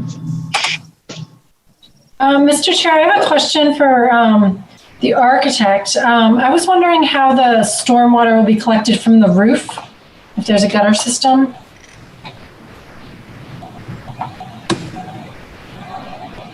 That is a question that may be better answered by Chris. I believe we had looked at it. I don't know if we had planned for gutters on the civil engineering plans or if we were looking at a gravel drip strip at the perimeter. Sorry for the noise. Give me 1 second to just take a look.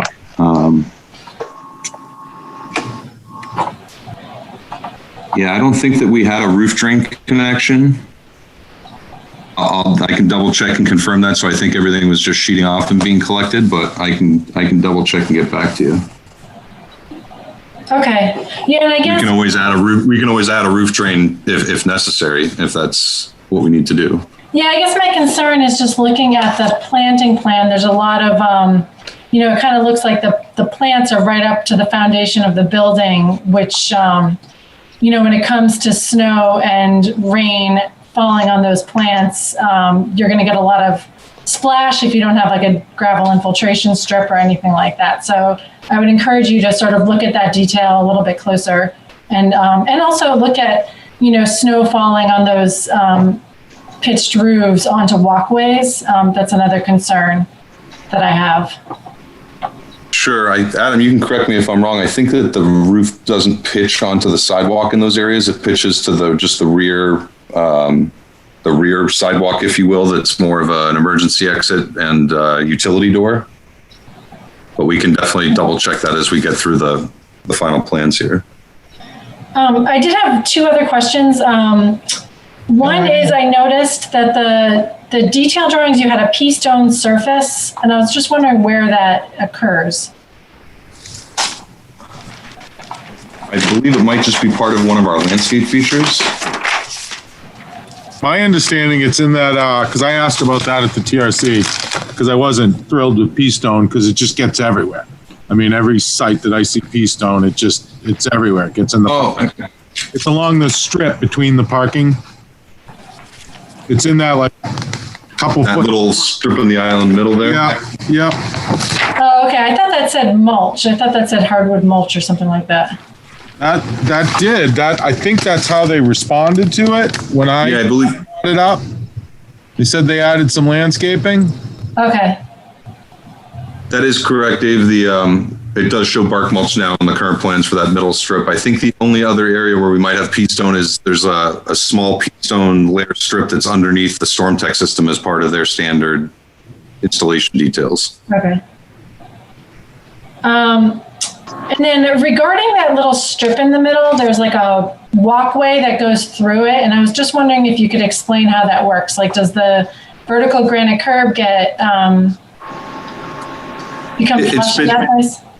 No, it doesn't. It's basically just you step up and step down like a normal sidewalk almost. We just wanted to provide some way for people that might park on the opposite side to cross through the middle without having to walk around all the cars. And I believe that was one of the early on TRC comments.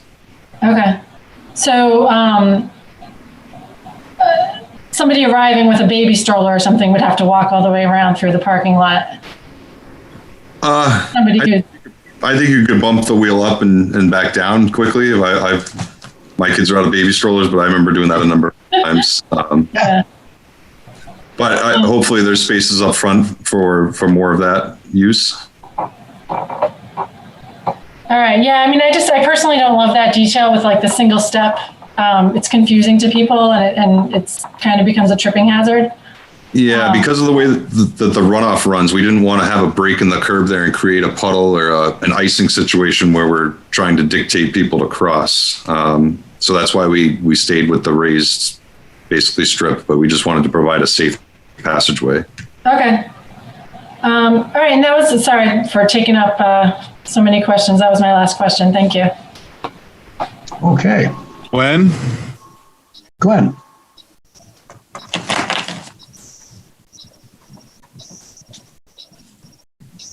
Turn your microphone on, please, Gwen.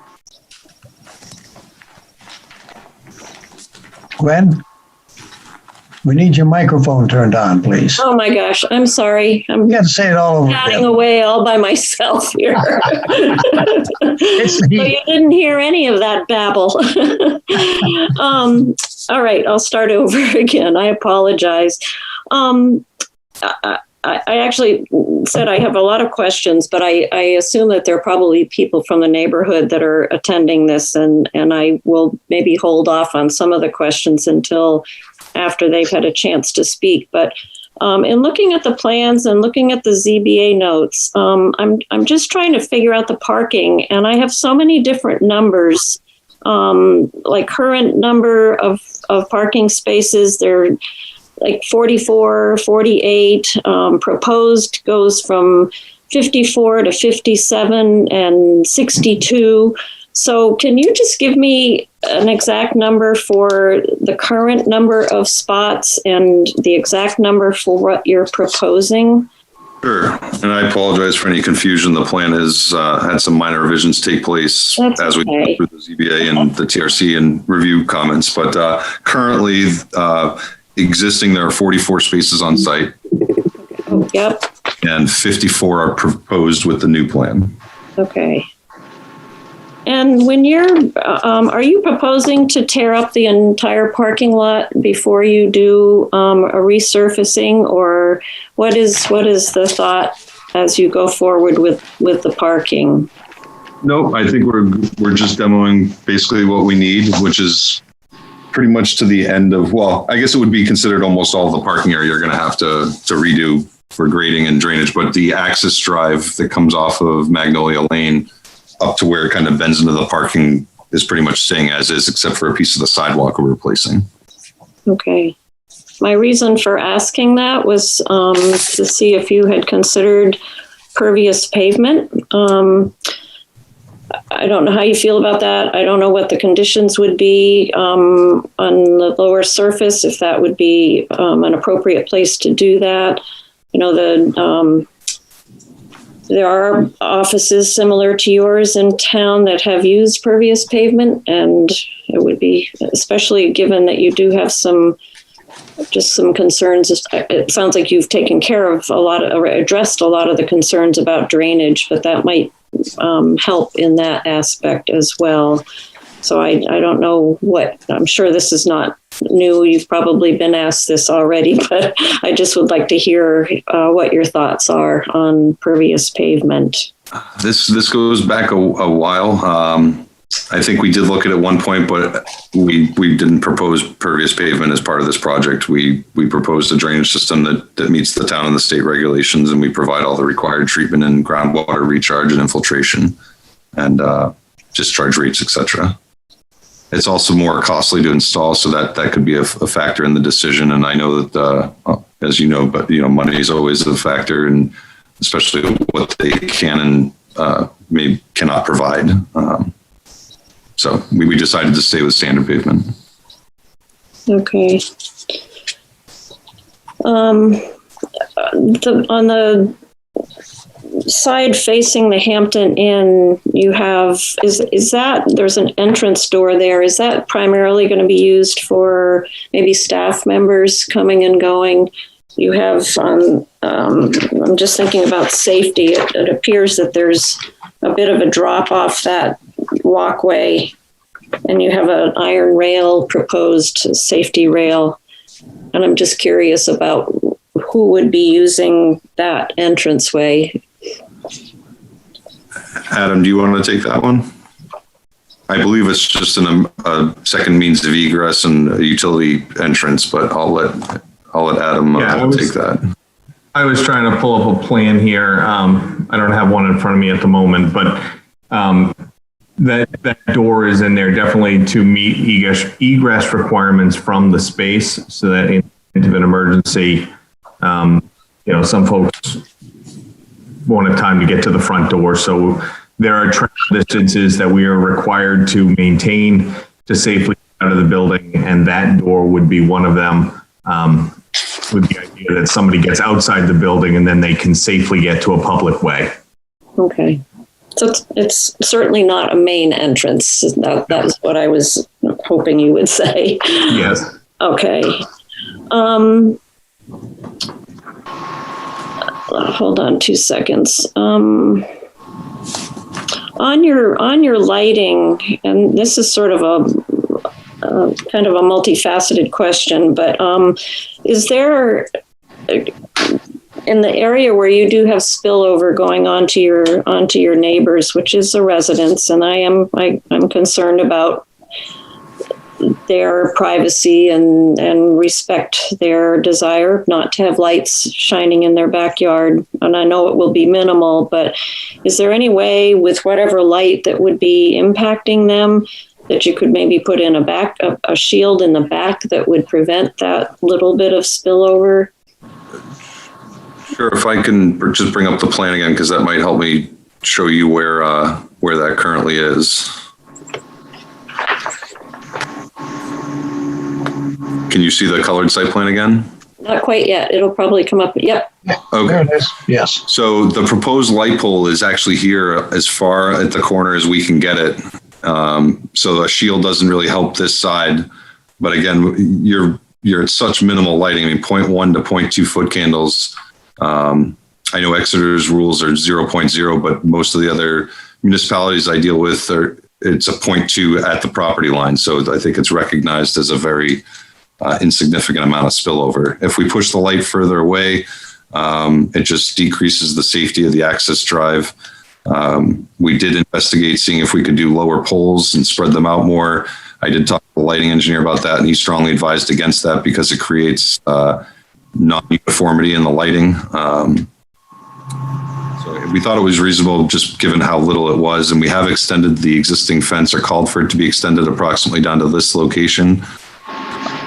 Could potentially wrap it around the corner a little bit as well if the town is okay with us putting it in the right-of-way area. It would only be another 10 feet of fence or 15 feet of fence, but that would probably bring the lighting. Photometrics don't really take into account and something like a fence, but I'm sure that would have corner if we're okay to do that. Okay. If the light was where the hand is, where you have your hand, if it was on that side, you get more spillover with a back. Even with the back preventer, because we did look at that, even with the shield in the back, with the light that close to the property line, you're going to get over 0.1. You're going to get a higher exceedance than what we have now. I wasn't sure about that. All right. Okay. Thank you. Can I just jump in on that, Gwen? Sure. Because I have a question, because we always have a condition. My thinking is you can't be able to see the direct light source on adjacent property, because that can be very irritating. Say, they want to, somebody wants to do something with their corner of their property and they can see the light filament. Are they going to see that from there? Like if they're in their far corner, northeast corner of their property, are they going to be able to see the bulb of that light? I don't want to answer too quickly. Let me just take a look at the detail for the fixture, because I think it's a recessed fixture. Well, that's going to be a condition of approval that we put on all of them. So, but I'm just telling you right now that it really needs to be, because that can be, regardless of the waiver, the outcome of the waiver. That you can't see the light source. Okay. Yeah, you can't see the direct light source, because that can be very frustrating and intrusive to properties. I can work with you, Dave. If we get through this evening and drop some kind of profile or something that would show what they would see from their property line, just elevation and line of sight essentially to the fixture, and I can point you to the details of the fixture, et cetera, on the plan. Yeah, we can work offline on that. Thank you. Sorry, Gwen. No, I'm glad you asked. Thank you. I'll just ask a couple quick questions and then I'll circle back to the other ones I have. I'm again thinking about noise, light. As far as noise is concerned, what is your proposal for HVAC units? Are there going to be will there be things installed that are going to create noise for your neighbors? And where will they be?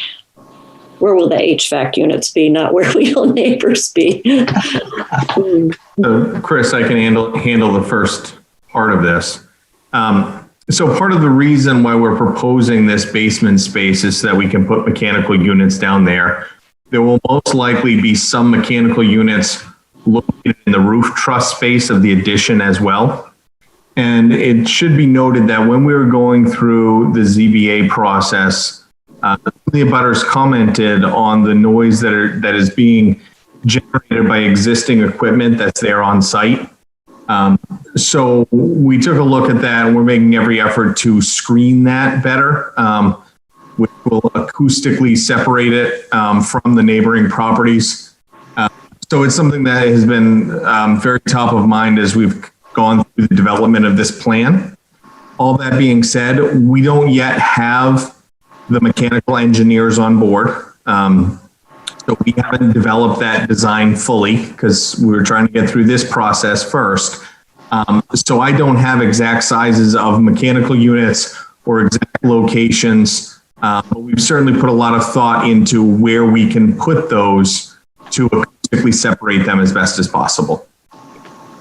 Okay. All right. There were some concerns about noise from trash removal. Where is the current trash being picked up?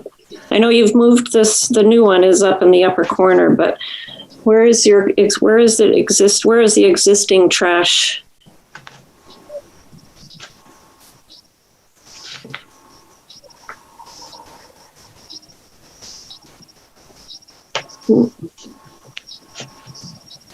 Sorry, I forgot to unmute myself before I shared the screen. Sorry about that. So the existing dumpster is approximately here. Oh, okay. Oh, and they're hearing it over there. And it's being moved to here. So it could potentially be noisy. Oh, all right. That should be a lot less noisy for them. I mean, it moves it approximately 200 feet further away from where it is now.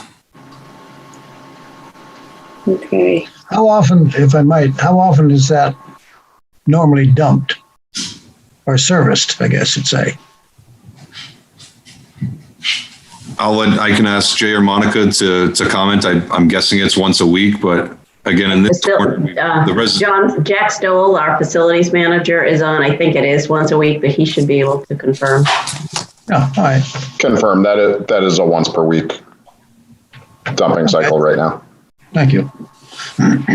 Okay. And again, as a reminder, this is where the residential border is along the west and south sides. On this side, we've pushed it as far away as we could, and we're facing wooded area that's part of the hospital property and the slope that's adjacent to the Hampton Inn and Suites. Okay. But we're still about 90 feet away from their edge of parking with this dumpster. All right. Just one comment, and then I'll be done for the moment. In your current site, you have 2 landscaped areas in your parking, and both of those have been removed. And I know you need to create parking, but I'm disappointed to see that you haven't included some landscaping in that strip, just because it's kind of a heat island now. And I know you've put landscaping in other places, but I don't know what the rest of the board how they feel about that, but it would just be nice to have that broken up by some trees, maybe 2 trees, whatever. And I'm puzzled by the vegetation that you planted in back of the dumpster. So I don't know if you could take those and put them somewhere else. Maybe you have a reason for putting them there, but it seems like a funny place to put plantings. And that's all I have for the moment. Okay. Oh no. Any other hands, Dave? Yep, Pete Steckler. Okay, Pete. There you are. Hey, thank you, Mr. Chair. So I just wanted to follow up on the issues that I think Dave opened up this case with around drainage and looking at the Underwood Design Review letter from July 21st, specifically items 22 and 23 with concerns with stormwater flow directed over the slope to the downstream abutting parcel. And the UE recommends that applicant review options to mitigate potential risk of a catastrophic slope failure. Those seem like some big issues, and I'm sorry if this has already been covered, but I'm hoping that you can let us know what your plans are to address those concerns. Yes, I could take that. We just responded to the last set of review comments, but I believe we've made all the necessary revisions to where those concerns are no longer applicable. We've either reduced the rate of runoff and or provided a independent report by a third-party consultant, in this case a geotechnical engineer, which did a groundwater analysis to prove that there are no slope stability concerns or impacts to the neighboring downstream abutting properties. And that was primarily due to the concern that we're infiltrating groundwater into the ground, but that the adjacent site is at a lower elevation. So there was concern that that groundwater might, through the lower ground, work its way and impact that downstream retaining wall. What the geotech's report found was that even with the amount of water that we're infiltrating, it raises the groundwater approximately a half an inch, 20 feet outside of our system, and then it tapers down as you get beyond that. And so that retaining wall in site's over 90 feet away, and so there should be no increase at that point to any groundwater levels over in that direction. Okay. He also concluded that no further analysis or slope stability analysis was warranted. And we supplied a copy of that report to staff and the review engineer. And as I said, we're committed to working with staff to address any remaining comments relative to drainage design or other items. But I do think we've addressed them all. Okay, thank you. So Dave, is that maybe a condition of approval that Underwood Engineers is satisfied with that response? Yeah, there's always it's like standard. We always take the last, the standard condition of approval, the last UEI letter and the last, because they're never always completely 100% addressed. So that is referenced in one of my conditions. The last UEI letter from July 21st. I got it right here, July 21st in the TRC letter dated March 25th. I also did suggest, I modified it a little bit, but regarding the easement, because of the different, what I'm hearing, it might be a little bit different, saying all the volumes have decreased. That wasn't our understanding of the review, but that was, we just, kind of just got this information. So we'll also, make sure we address that as well. Great, thank you. Thank you. There are no other hands up at the planning board at the moment, but there are a few attendees. I don't know if they are here to speak on this item, but if they are, you can either, use the raise hand button. So I know you'd like to speak, or does anyone, one of the three attendees, want to speak? Any comment they would like to make? Yeah, I think there's a Janine, there's a Liz, and there's a N. I don't know the first name. But.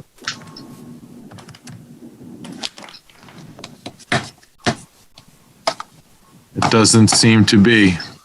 Dave, if I might, I'm just recounting spaces quick because I know we've made changes here and there throughout the site. So I'll confirm and make sure that the final plans are correct. But I am counting 57 spaces on site, so I apologize for that error.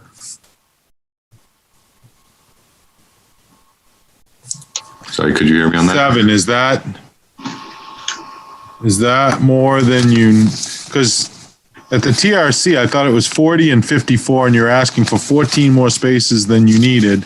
You asked for justification on that. Yeah, I believe it's 57, and at the time it was anticipated that, well, I think at the time it was just to make sure that they can provide ample parking for when they have, the situations where people are coming and going kind of at the same time, so people don't have to wait for somebody to back out of a space. Again, it might be a little excessive now given that their operations may change a little bit, but I'll coordinate with the client if we can get rid of a couple spaces in lieu of some added landscaping. We'll take a look at that. I just know they wanted to make sure to be able to provide ample parking for their staff and the turnover as people come and go. So you have 50. So you're saying you have 57. That's what I counted. Yes, I apologize for that. Not 54. Okay. I missed the 3 down in the lower right corner. Yeah. Okay. Got a couple of questions for myself. Looking at the hotel side, which I guess is the north side, is that, we talked about that additional exit there. Is that a paved walkway along the side of the building? That is a concrete walkway. Yeah, okay. Thank you. With safety, with a fence, a rail outside of it, just to protect people from that slope, because that's where the existing bioretention area is. Right, yeah. Okay. And also on that, I thought it was 42 inches for commercial where it says 3 feet, but maybe that's not correct. But anyway, this would have to go through the, the building permit process and meet all the building codes that once the building permit is submitted. Is the board comfortable with traffic? Steve is with us this evening if you'd like to hear him review his materials.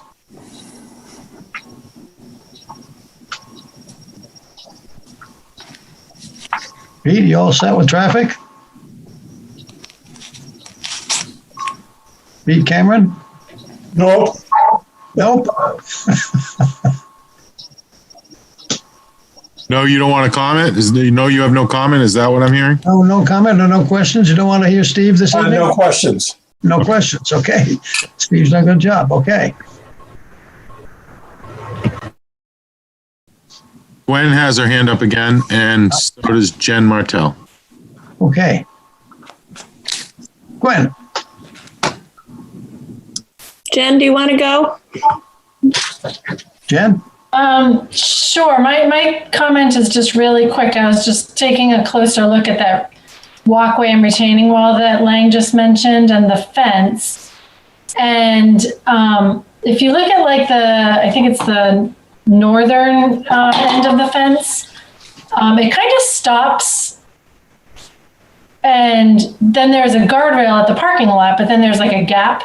And I'm just picturing, somebody I don't know, running out of a burning building or something, and there's all of a sudden a 4-foot drop at that retaining wall. I'm just wondering if that fence can kind of return and close off the end of that walkway or somehow connect to the vehicular guardrail. Just adding another section of fence there. You mean, yeah, just wrap it around the corner of the door there and attach it to the corner of the building?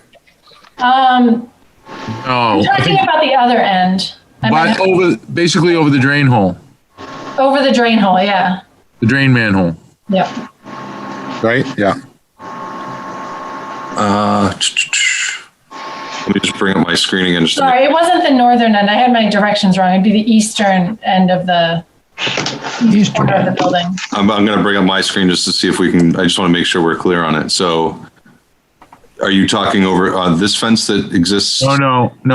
Goes other side. This rail here? Yeah, but all the way, keep going to the right. Right, here? Left side of those 2 trees. No, the 2 trees. Go to the left. Oh, right here? Right there. Oh, yes. Oh, yes, we can definitely do that. Okay, thank you. What is the, looking at the other end, what's the situation there? I mean, it appears that railing starts after the door, so if somebody comes running out, is it, that's a fence and a rail, or I'm not sure what that is. Is there adequate protection for a person? Right here? Yes, along there. Yeah. We could wrap it. I stopped it here only because this area, everywhere where my hand is showing is flat. The slope doesn't really start until here. Okay. In this location. So there wasn't really a need to. That's fine. But yep. Thank you. All set, Jen? Okay, Gwen, you're on. But you got to turn the microphone on. Do it. Okay, there it is. So if you were running out of that addition, out of that northern door, if you just went blasting out of there, is there a rail there? I'm confused by what I'm looking at. There's the dark black line right here. Yeah, well, even over to the right. Can you just explain what those lines are? Sure. So this is the gray areas, the concrete sidewalk. Right. Just beyond it, the line with the little circles is the fence. Okay, that's okay. And then this bar here is a small, like 1.5 to 2 foot retaining wall. Because we just had to chase the grade for that existing slope that's in the back there, and we were trying to maintain the capacity for the existing bioretention area. Okay. Right. That makes me feel better, because the fence goes all the way. Yeah. I was thinking that was the fence, and why is it ending before you even get to the door? And I thought that the drop off was over by the door. So no, all right. And the trees kind of this retaining wall is continuous through these trees and down to here. It's just blocked by the trees. I think the same is true for the fence, but I'll make sure it shows as connected on the site plans. Okay. And can you keep this up for a second? And I have two big picture questions. Again, I'm going back to the ZBA notes and comments from the neighbors that that you had floodlights in the back. Are they still in existence, and where are they? And I know this is an existing building and maybe out of our purview to be even talking about this, but I'm just curious where those floodlights are that are problematic. I have no idea where they are. Adam, is that one you could answer? Yeah, I believe those lights have been changed as a reaction to those abutter comments. Okay. That is correct. Okay, great. And then the other question I have, and it might be good to go back to that plan again, there was concern about people cutting through neighbors' properties, and can you address that as well? Well, I think as part of that discussion, that's why we extended this fence line down here. Okay. There's a fence from here that goes all the way around to here. And then basically from here to here is a slope. So I don't know if there's a lot of concern still for people, foot traffic through this area.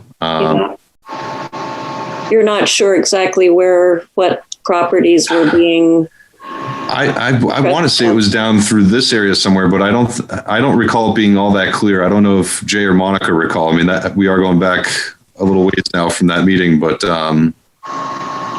I thought that was part of the reason why we extended this fence down as well. Okay, I wondered if that was the case. Most of the feedback, this is Monica, most of the feedback had been from the neighbors over there on the west. That's why the floodlights were, they were changed. We did, I don't recall a lot of, and I don't know, Jay, if you do, I don't recall the specific concern about people cutting through from those people, and knowing the site the way I do and the way the grade drops off in that northwest corner, I'd be surprised if people were walking over in that direction. And I don't know, Chris, how easy it would be to extend the fence any further along the west line toward the hotel. I mean, I don't know if the grade would really permit that, but Jay, do you have a recollection about that? I don't think that anyone was able to say exactly where people were walking through. I'm not aware that that's a regular thing. So I think extending the fence where it shows on the plan makes sense. That the grade is too steep on the hotel side. Right. You'd be climbing up like on hands and knees to get up that, I think. It'd be hard. I could bring up a grading plan, which might show that a little bit more clearly. Right. Oops. So I think that this extending the fence here, where you show it currently on the plan, should address any concerns of that risk. Okay. If I just show the plan here, this is the slope we're talking about. So the existing fence stops right about here. And then you can see each one of these dashed lines is a contour, a foot drop. So from that point down, it's just a straight 2-to-1 slope. Right. Unlikely. And now we've got this grade change here that kind of naturally blocks this, as well as the fence and the retaining wall. So I wouldn't expect anything anywhere in this rear area. This borders the wooded area adjacent to the hospital. And as I mentioned, that fence continues all the way now down to this point here. Okay. All right. Well, I just thought it was. Yeah, it must be down at that. It must be down at that place where we extended the fence. That's the only place it really makes sense that people would cut through. Yeah, I believe that is why we had put it there, was after that meeting. And I apologize again, it goes back like a year and a half now, unfortunately. But yeah, in the notes it doesn't specify where it was happening, but it sounded like a few people had either seen folks going that way, or they were property owners and had been experiencing it. But all right, I think that's it for the moment. Thank you. Any comments from the public at all, Dave? Any hands? I don't see any hands. I do see one other person that it's signed on. So now we have 4 attendees. For that person that's new, you should be able to use the raise hand button and raise your hand if you want to speak, or you could just speak. If anyone wants to speak, if they don't know how to use the raise hand button. Doesn't sound like anyone.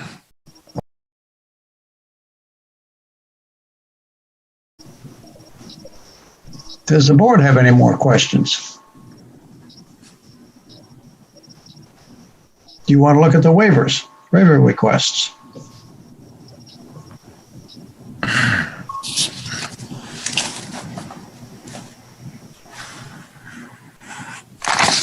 Can we go back to the full meeting screen?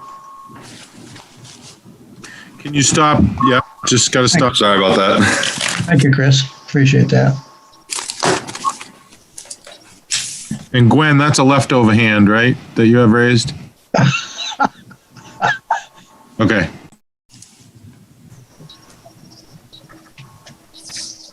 Any questions or thoughts, John?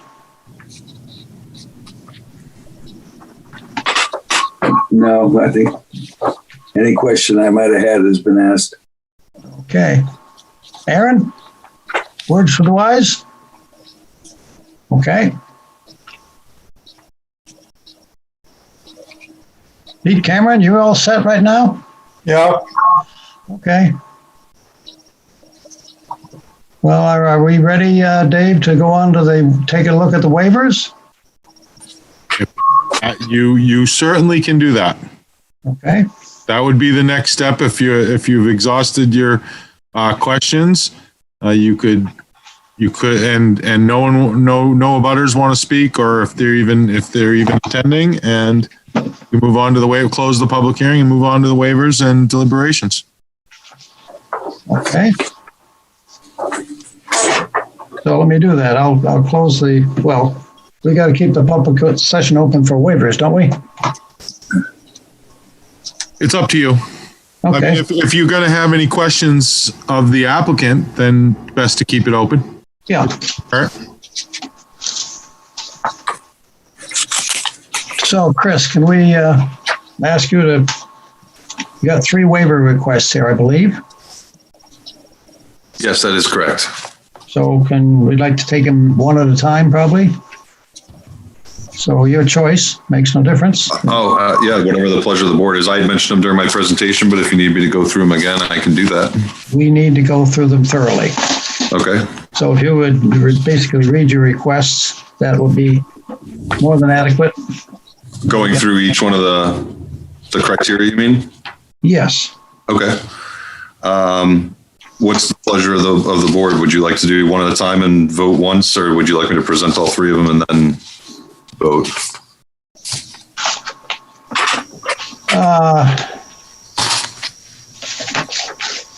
One at a time? Yes. Yeah, one at a time. All right. The first one I'll do is the high intensity soil survey, section 7.5.4. Thank you. For 1, granting of the waiver will not be detrimental to the public safety, health, or welfare, or injurious to other property. Our response was granting of the waiver to forego the requirement for a HIS will not be detrimental to public safety, health, or welfare because all on-site subsurface systems were designed using field data in conjunction with online soil mapping, and all drainage practices were designed to adhere to both state and town regulations. Number 2, the conditions upon which the request for a waiver is based are unique to the property for which the waiver is sought and are not applicable generally to other property. Our response was the conditions upon which the request for a waiver is based are unique to the property because the site is currently serviced by town sewer and there are no septic systems proposed. And in addition, most of the site is not changing from an impervious surface standpoint, so we feel that everything has been adequately modeled. 3, because of the particular physical surroundings, shape, or topographical conditions of the specific property involved, a particular hardship to the owner would result as distinguished from a mere inconvenience if the strict letter of these regulations are carried out. Physical shape or topographical conditions of the property would present a hardship to the owner performing a HIS. However, the site is currently, again, being serviced by town sewer, and we did perform on-site test pits and infiltration testing to confirm our drainage design and where drainage improvements are proposed. Number 4, the granting of the waiver will not be contrary to the spirit and intent of the regulations. Not contrary. We stated that it would not be. Again, and it's repetitious, I apologize, but because data from test pits and infiltration testing were performed on site, along with data collected using USDA web soil survey, have been implemented in the design process to ensure that the existing soil properties are adequately depicted. And number 5, the waiver will not in any manner vary the provisions of the zoning ordinance or master plan. We stated that it would not. We have a conservative design for the drainage practices, and based on site observations and online data, it's our opinion that all the drainage practices will function properly and will not result in any adverse effects to the general public or abutting properties. Thank you. That is it for that one. Any questions?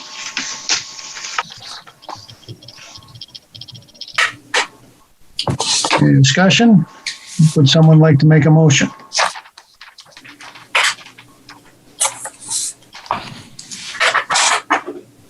John.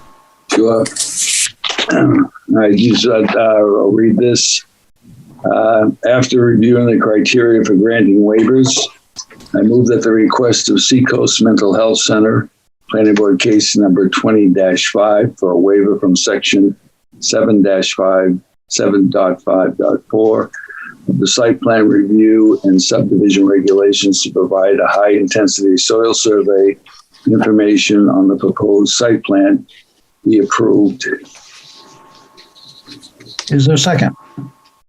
Second. Aaron, second. Any discussion? Then I'll call for the vote. Starting with you, John. Aye. Aaron? Yes. Jen? Yes. Gwen? Yes. Pete? Yes. And I vote yes. I'm still, Excuse me? this is Molly. I'm just having issues. Oh, Molly. There you are, Molly. What's your vote? I vote yes. Thank you. So it's a unanimous vote, so that waiver is approved. Let's go to the next one, please. I'll go to the next one. And if I'm speaking too fast, please interrupt me and let me know. I'm just trying to be cognizant of the board's time and the other applicants that are after us here. Thank you very much. The second waiver request is section 9.3.6.4, which is to allow grading within 5 feet of the property line. Again, this is just on the right-hand side that abuts the Exeter Hospital, and there's a natural vegetated buffer in that location. So number one, the granting of the waiver will not be detrimental to the public safety, health, or welfare, or injurious to other property. We said that granting of the waiver to allow grading within 5 feet of the property line will not be detrimental to public safety, health, or welfare, because the proposed grading is only located on the property for Seacoast Mental Health. It will not take place on abutting property, and there are substantial wooded buffers at the boundaries where the grading takes place within 5 feet of the property line. Number two, the conditions upon which the request for a waiver is based are unique to the property for which the waiver is sought and are not applicable generally to other property. We stated that the conditions upon which the request for a waiver is based are unique to the property for which the waiver is sought. The grading within 5 feet of the property line will result in a proposed parking area that will accommodate the parking demand for the building use. And again, there's no impact to the abutting property. The site is kind of on a knob grading wise, and we're really just tying in the grades beyond our limit of work. Number three, because of particular physical surrounding shape or topographical conditions of the specific property involved, a particular hardship to the owner would result as distinguished from a mere inconvenience if the strict letter of these regulations were carried out. Due to the particular physical surrounding shape and topographical conditions of the specific property involved, a particular hardship to the owner would result because there are existing steep slopes just at the boundaries of the property where we're trying to tie in the grades. We need to do this grading within 5 feet of the property line in order to provide the required parking and have the parking lot elevation at a reasonable elevation relative to the main building. Number four, granting of the waiver will not be contrary to the spirit and intent of the regulations. We said that it would not it would not be contrary to the spirit and intent of the regulations. The grading that's to occur within 5 feet of the property line would not result in unsightly conditions for abutting properties. Again, there's an existing natural screening in place to ensure that there will not be any adverse effects to the commercial businesses adjacent to the subject lot. And number five, the waiver will not in any manner vary the provisions of the zoning ordinance or master plan. We stated not allowing grading within 5 feet of the property line will also not vary the provisions of the town of Exeter master plan, because allowing the grading in close proximity to the property line will not result in any environmental emissions, negative impacts to historical resources, or limitations to future community expansion outlined in said plan. And that concludes that waiver request. Okay, any questions?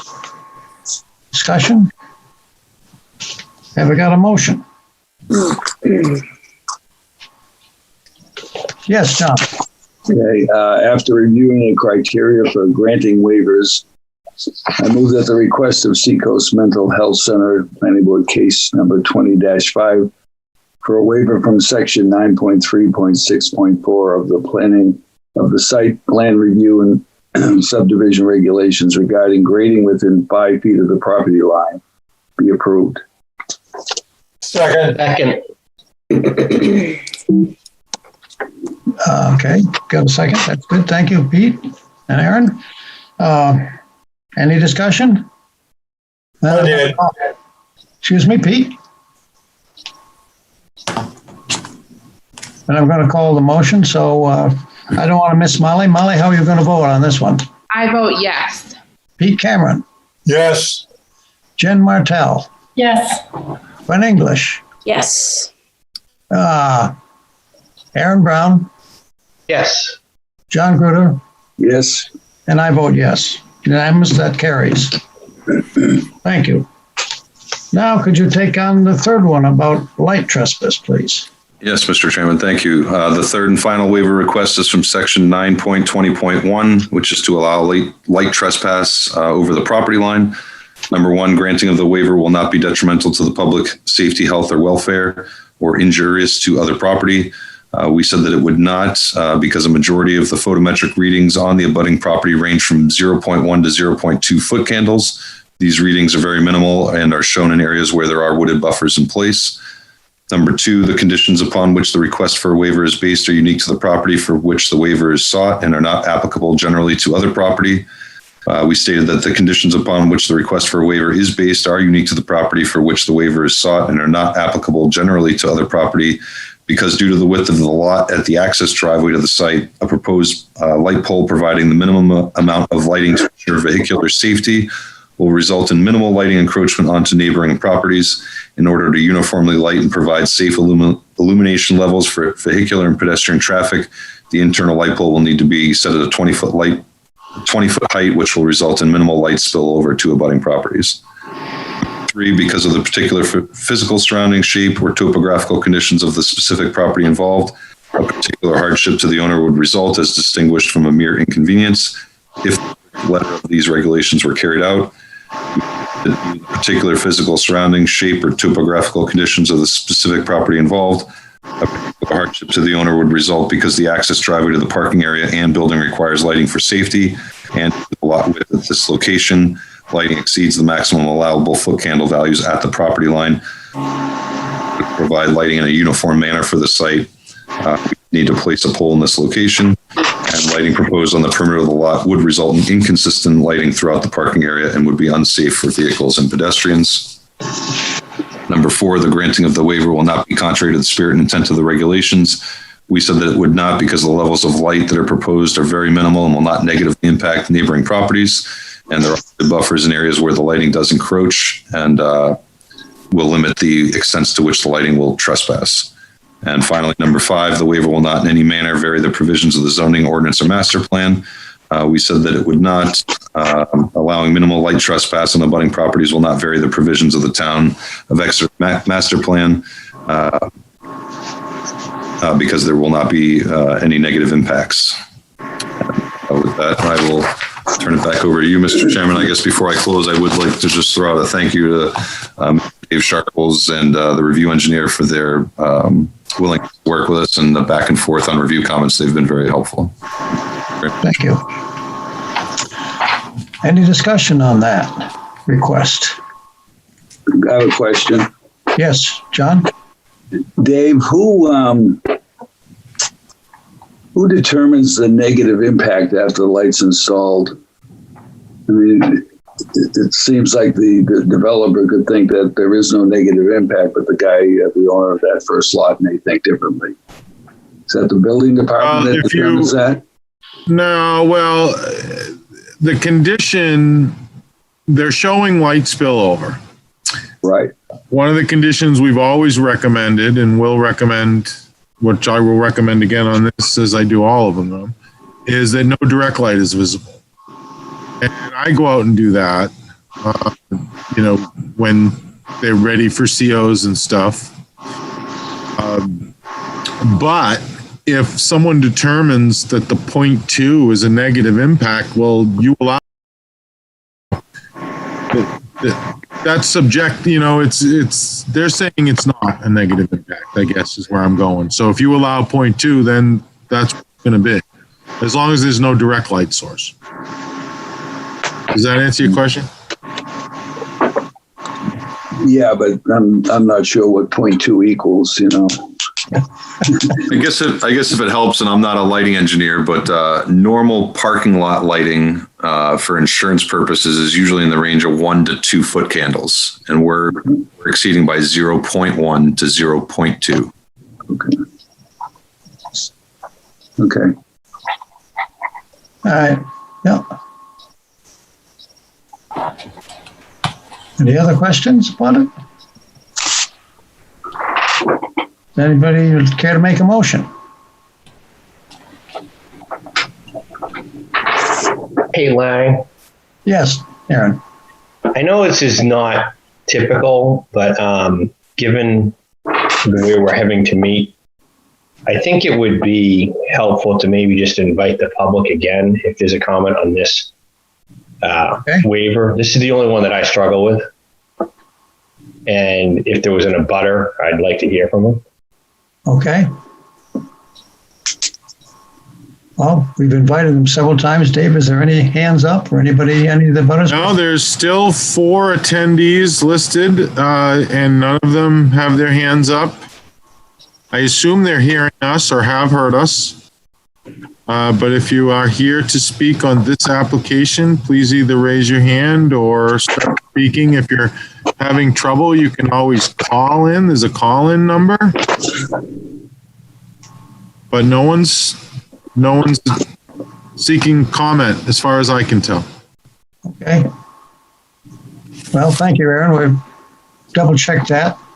Appreciate that.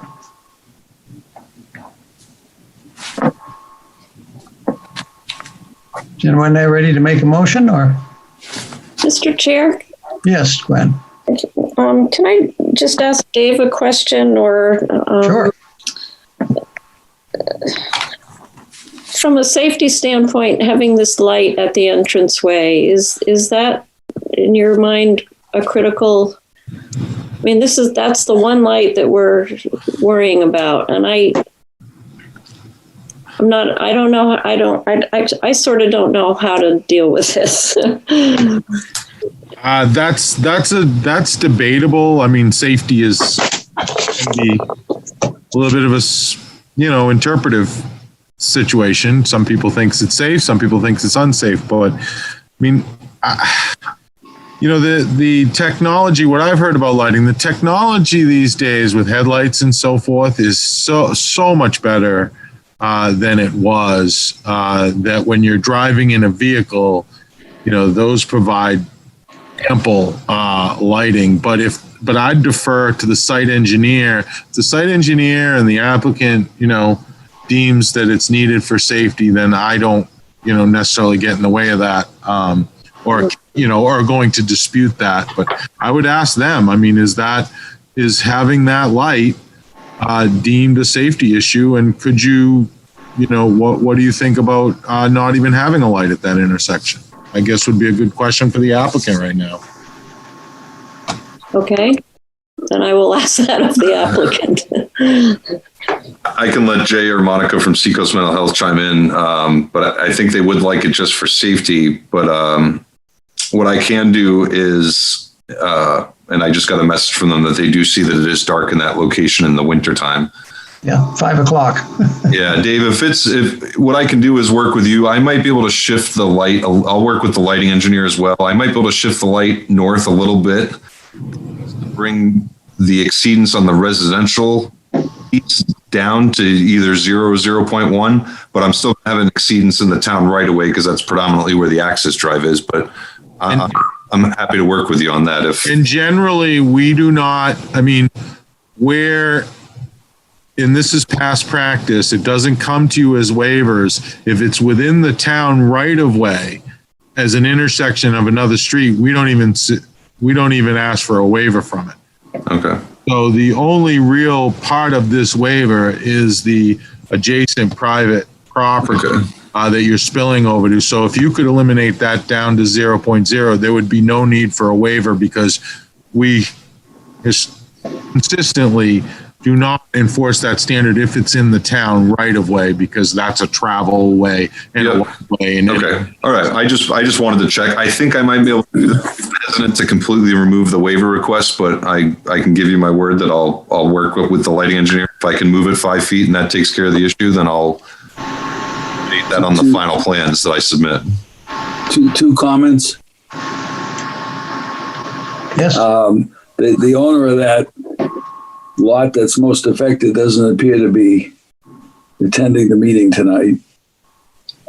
And then secondly, could that light be on some type of a timer that at 10 o'clock or 9 o'clock at night it went off, several hours after the office is closed?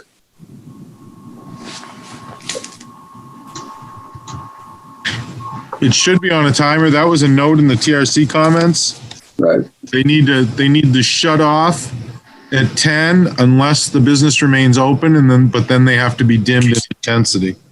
Right.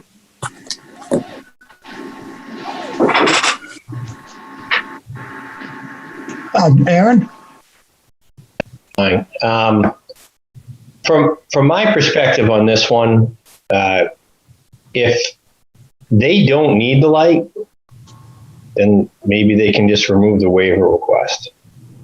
I know, Chris, you're up against it where it's a fluid meeting. We've gotten really far with your application tonight, and that's not what you've been charged with coming in here, but you probably don't have my vote. So being transparent. Your microphone's off, Aaron. Aaron, your microphone is off. Oops, did I lose you? Yes, no, we lost you. Okay. Did you hear anything I said? Yeah, you got to just being transparent. Well, okay. So, all right. So I'm just saying, for me, as a board, we often struggle sometimes with granting waivers into buffer zones. And this is actually not a buffer zone, which is, I think what Dave is saying, the town treats town right away is more like a buffer zone in a sense and allows spillage of light into that. But you're actually talking about another property. We're talking about a non-conforming use. We're talking about expanding a non-conforming use. I think it's pretty inappropriate to grant this waiver if it's not truly a safety issue, I see that Adam Wagner has his real hand up. Okay. A real hand. Thank you. I wanted to call out just a couple of things. I'm sitting here saying to myself, how much is 0.1 foot candles? So I found some documentation on what that equates to. And effectively, that is the lighting level on a night with a full moon. So that's purely for your reference. The other thing I just wanted to add is that the client would be fine with putting that light on a timer that goes into effect probably at 10 p.m. So if that sways the board in any direction, I'm glad we could provide the information. Thank you. That's already a requirement that it gets shut off at 10 if the business is not, and is part of the site plan regs. So that needs to be done. It was a TRC comment originally anyway. Yeah. Okay. And I guess just to follow up, we do feel that the light is needed for safety. The question I will look into is if I can shift it at all to remove the exceedance on the residential property. We still need the light to light up the entrance drive for the vehicles and the pedestrians, but I will do my best to see if I can get that exceedance down to 0. I just didn't want to guarantee it until I've had a chance to go in peace, but so I'd keep the waiver request for now, and I'll see how the board votes. And if it gets denied, we'll have to do something different. And then may I add on the safety, I forgot that I didn't see the sidewalk there, because usually if it's just on a roadway, but there is a sidewalk across there that attaches in. So in theory, there's for the pedestrians. Correct. And that sidewalk goes all the way down to Highland Street and then continues down. Yeah. It's a tough one.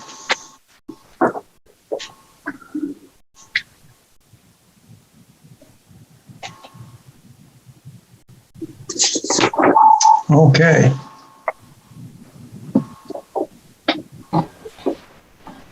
Again, I could extend the fence in that area, which would probably up a little bit. Exceedance just from a realistic standpoint. I just can't show that photometrically because it really doesn't take that into account. But we could definitely do that, and maybe even add a small tree or something in that area to help shield that corner. Yeah. All right. That's improvement.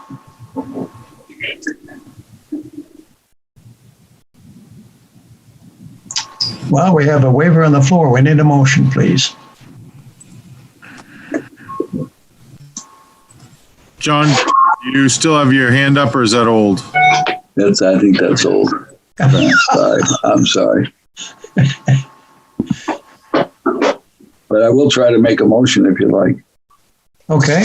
Okay, after reviewing the criteria for granting waivers, I move that the request of Seacoast Mental Health Center, Planning Board case number 20-5 for a waiver from section 9.20.1 to avoid negative impacts resulting from light trespassing on adjacent properties be approved with the following conditions. Dave, do you want to help me with the conditions that we just talked about? The timer is already something that you have discussed. It's already part of what zoning approval or something. It's already part of our regs, but we can reiterate that. Okay.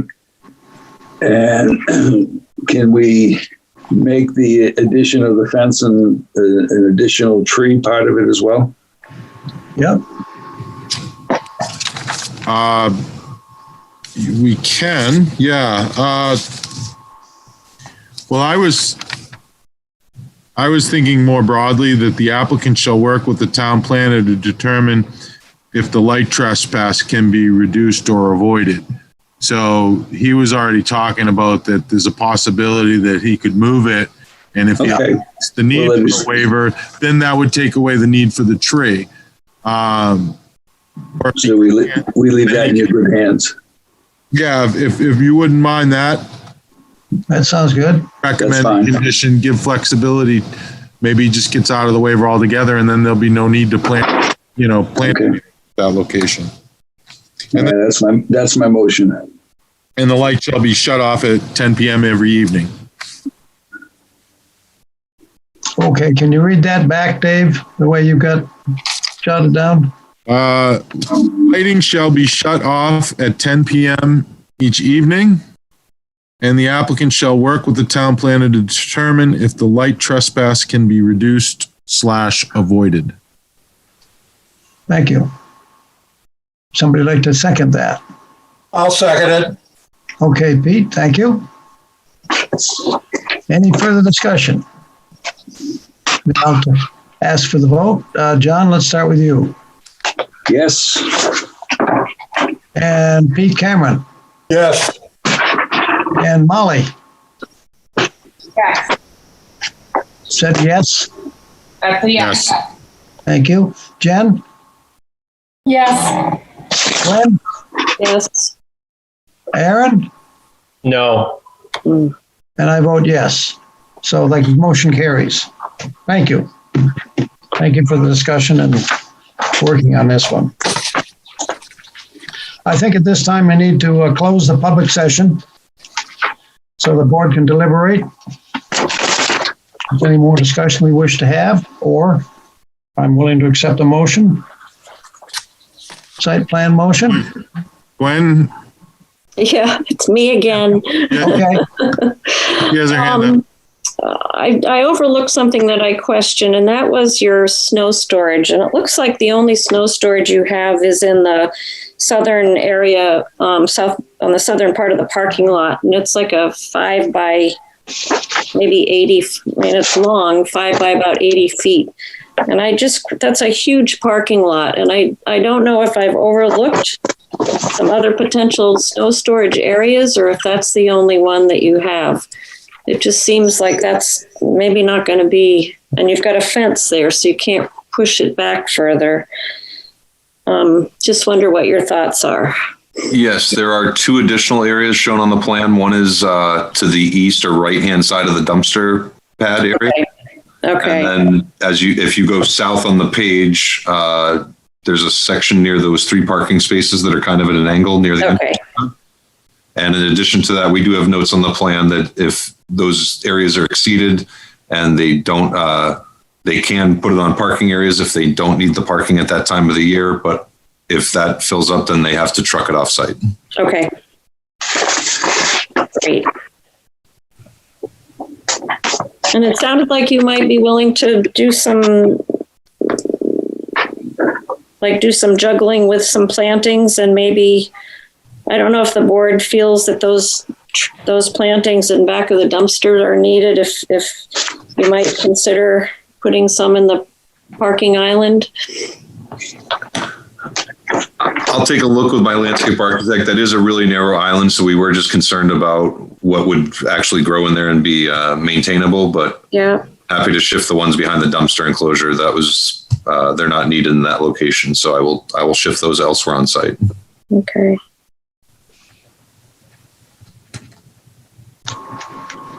All right. Thank you, Mr. Chair. Thank you. Dave, do you have any suggested conditions? Yeah, but Jen Martell has her hand up. Oh, hi, Jen. Sorry, I didn't see it. Yeah, I just wanted to follow up on what Gwen said, and probably, Dave, I think you probably already have this as a condition, but we talked about removing the, it seemed like there was an excessive amount of parking and maybe converting some of that excessive parking to planting. I think having a few shade trees in the parking lot, a planted island with 1 or 2 shade trees to help with the heat island effect would be nice. I do not, because that was a comment that we discussed at the TRC, but what is it, 3 feet wide that, it's 2.5 feet. And yeah, 2.5. Yeah, it's very narrow. I might be able to, Dave, I can maybe make those islands at either end of the parking aisle, kind of partial landscape, partial striping. They're kind of striped like that to allow the vehicles around that turn, but maybe I can get a tree in that location. But I do know the applicant wants to keep as much parking as they have, because they have run into issues just during the overlap or shift changes of people looking for places to park. And they were cognizant of that, because that was, I think, predominantly some of the comments from the people at the zoning board hearing, that there were at times people that would park in the street. And I think they're trying to alleviate that situation. Okay. They should know. They've run in the business and they have some experience. Yeah. But I will definitely see if I can add a tree at either end of that middle parking strip and revise that striped island to at least a partial landscape / striped island and see what we can do. Okay, thank you. Can you get that done? Is that what you're saying? Because I always say conditions have to be pretty specific. So I would say, are you comfortable with a condition that 1 deciduous tree shall be added to each end of the linear parking island? I think I can make that work. I'm a little concerned at the southerly one because of the light pole that's in that island. So I just have to be careful about how close I put the tree to that. So I might end up just with a smaller type tree in that area, but I think we can make something work. Okay. All right. Jen, thank you for putting that better than I did. Thank you.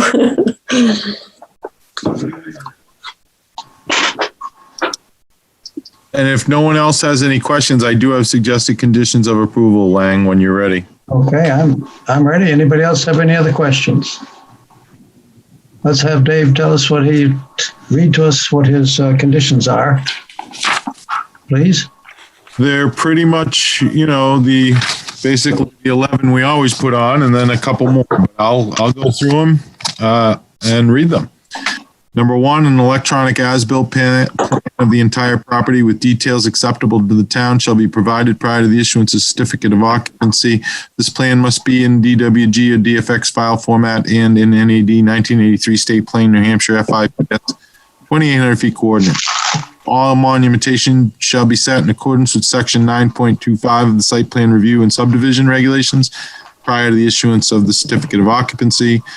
3, a pre-construction meeting shall be arranged by the applicant and his contractor with the town engineer prior to any site work commencing. The following must be submitted for review and approval prior to the pre-construction meeting. 1, the SWIP, the stormwater pollution prevention plan, if applicable, be submitted to and reviewed for approval by DPW prior to the pre-con meeting, and a project schedule and construction cost estimate. Number 4, all comments in the Underwood Engineers Inc. letter dated July 21st, 2020, and the TRC comments letter dated March 25th, 2020 shall be addressed to the satisfaction of the town planner prior to signing the final plans. 5, third-party construction inspection fees, if applicable, shall be paid prior to scheduling the pre-construction meeting. 6, the inspection maintenance log and inspection checklist in the inspection and maintenance manual dated April 15th, 2020 shall be completed and submitted to the town engineer annually on or before January 31st. This requirement shall be an ongoing condition of approval.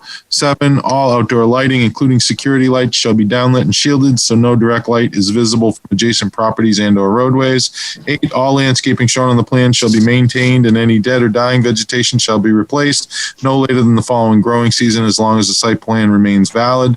This condition is not intended to circumvent the revocation procedures set forth in state statutes. Number 9, if determined applicable by the Exeter Department of Public Works, the applicant shall submit the land use and stormwater management information about the project using the PTAP online municipal tracking tool. The PTAP submittal must be accepted by DPW prior to the pre-construction meeting.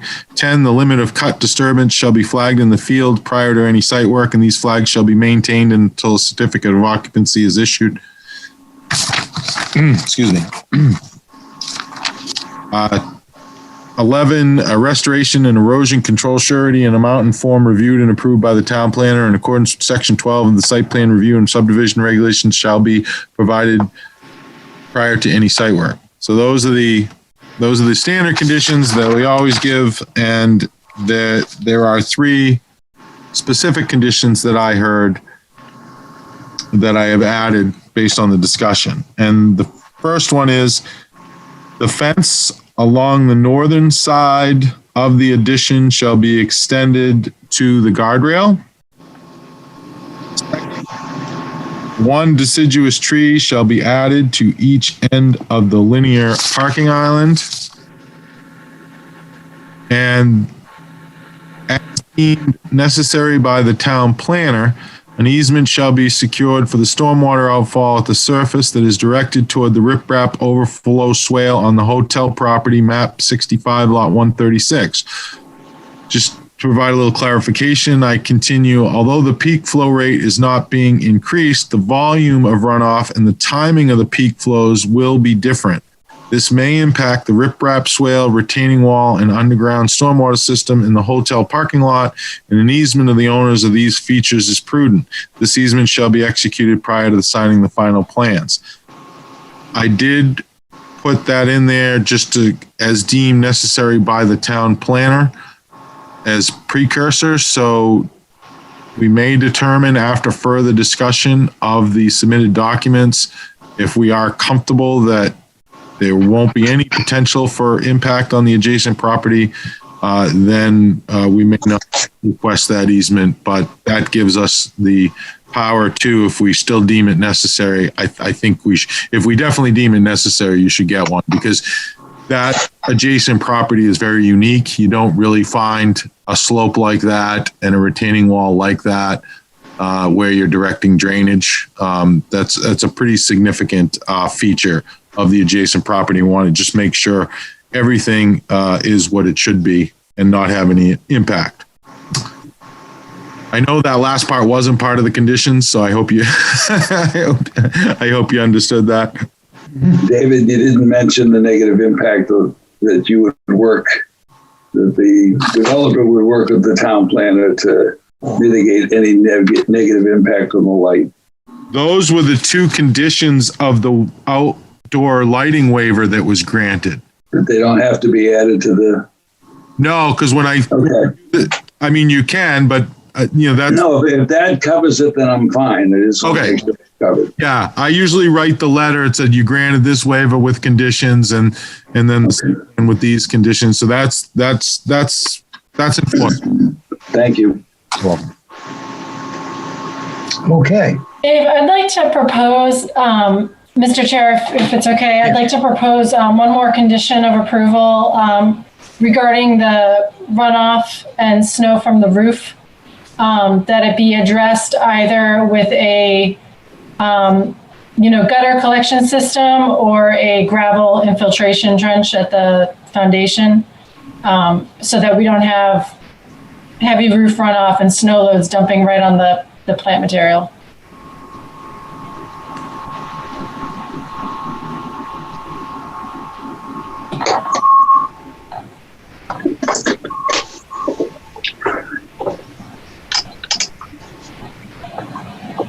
A stone drip edge, but you used another term. What did you? Some kind of gravel trench, just to kind of, so that they don't have water dripping right onto mulch. Yep.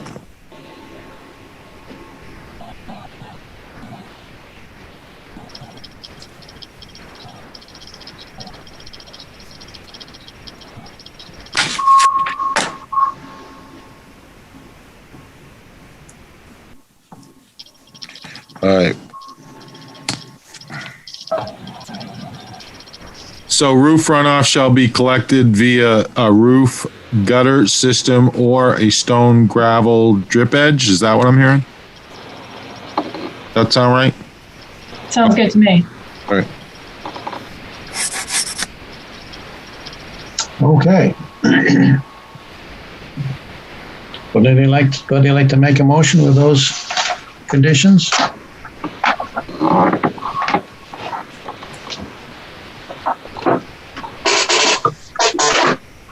John? Sure. I move that the request of Seacoast Mental Health Center Resource Group, Planning Board Case number 20-5, for site plan approval be approved with the conditions outlined by the town planner. Thank you. Is there a second?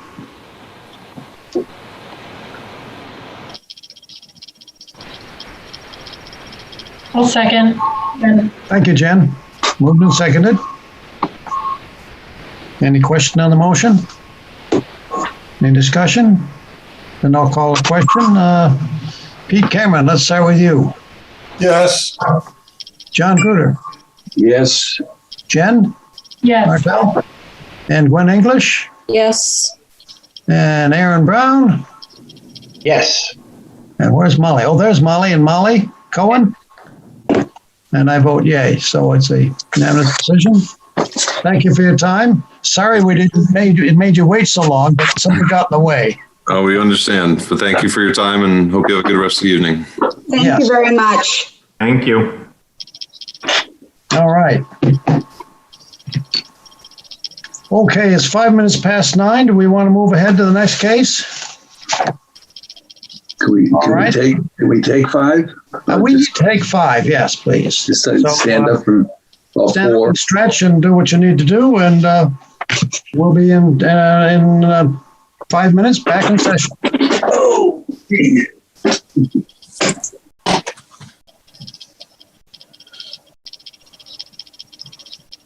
oh God, let me take a pee quickly.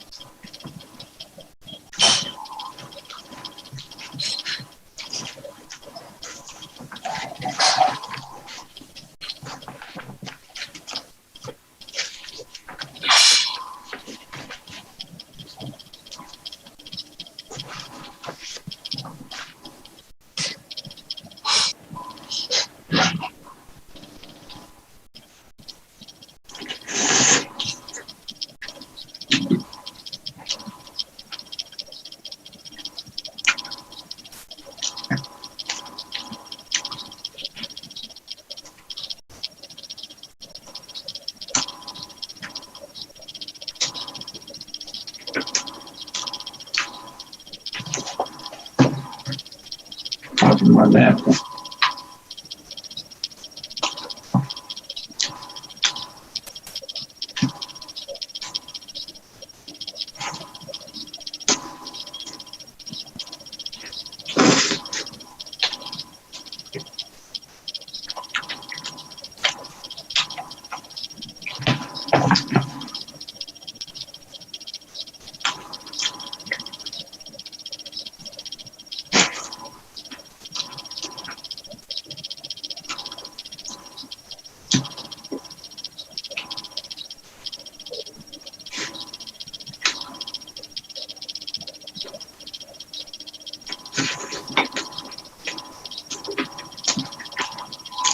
No.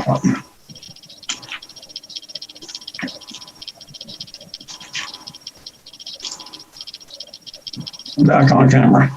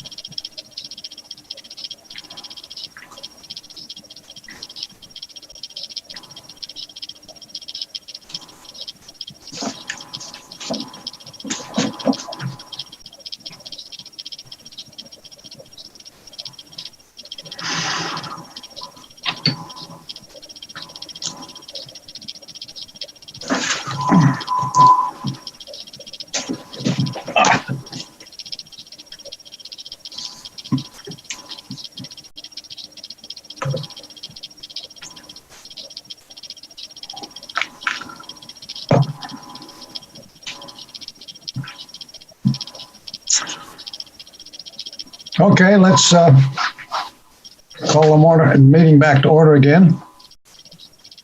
We'll wait for the board to return. Gwen's there. There's Aaron.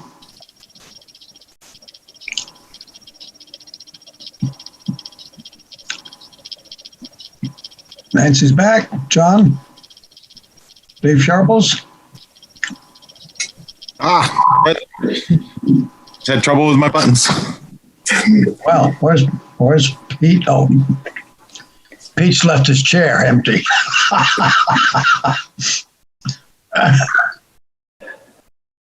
Oh, wait just a minute so you can come back.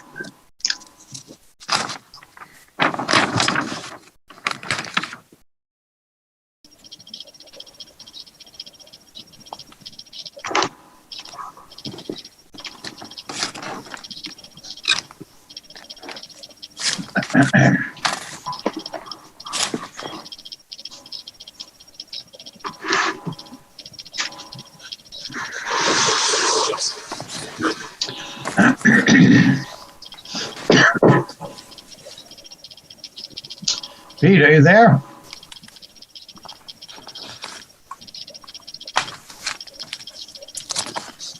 He doesn't look like he's there. Maybe he fell asleep in his no. We shouldn't have let him get away. No. It's my fault. Mr. Chair, while we're waiting, something seems to be up with your camera. Would you mind restarting it?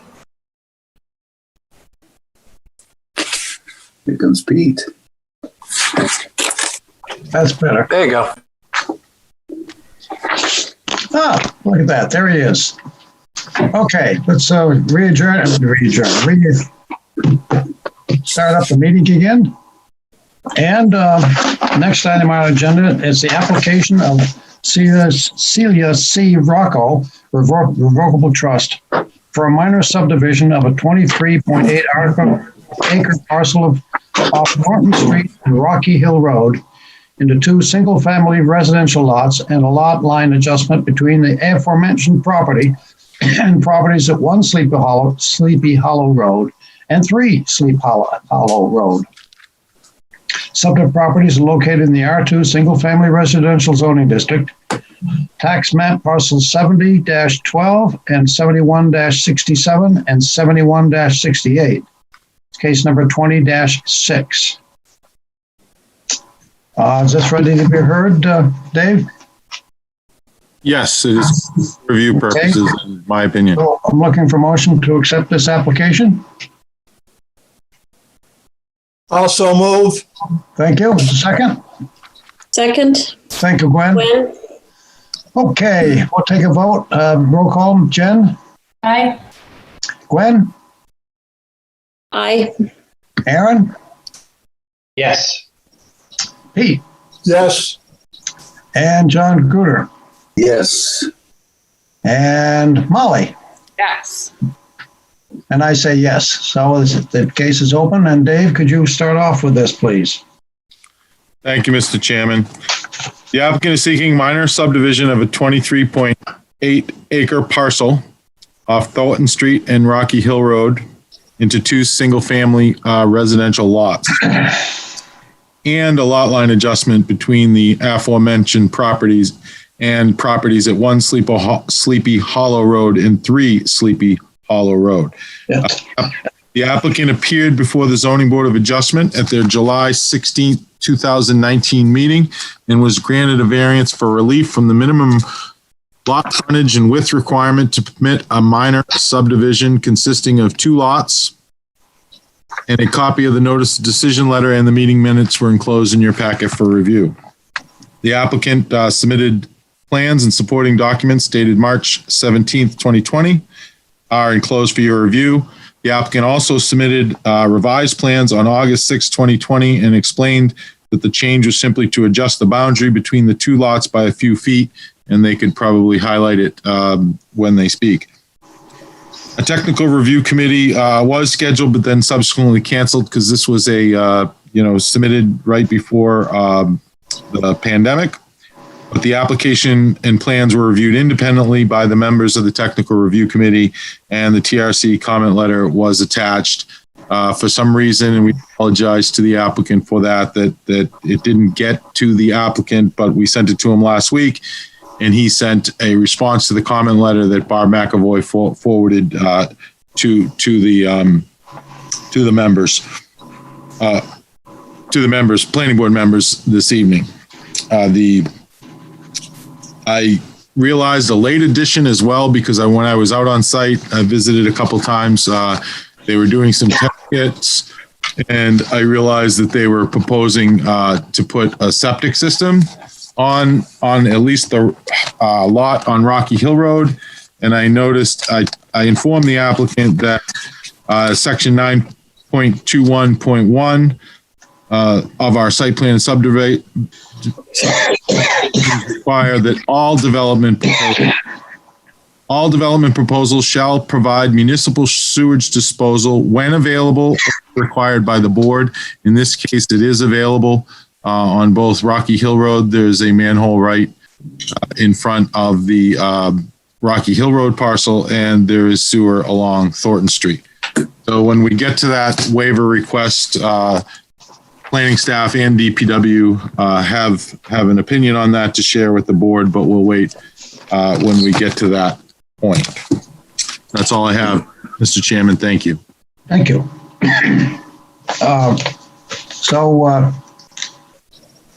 Who's speaking for this on this application? Okay, the floor is yours. Oh, John, how are you?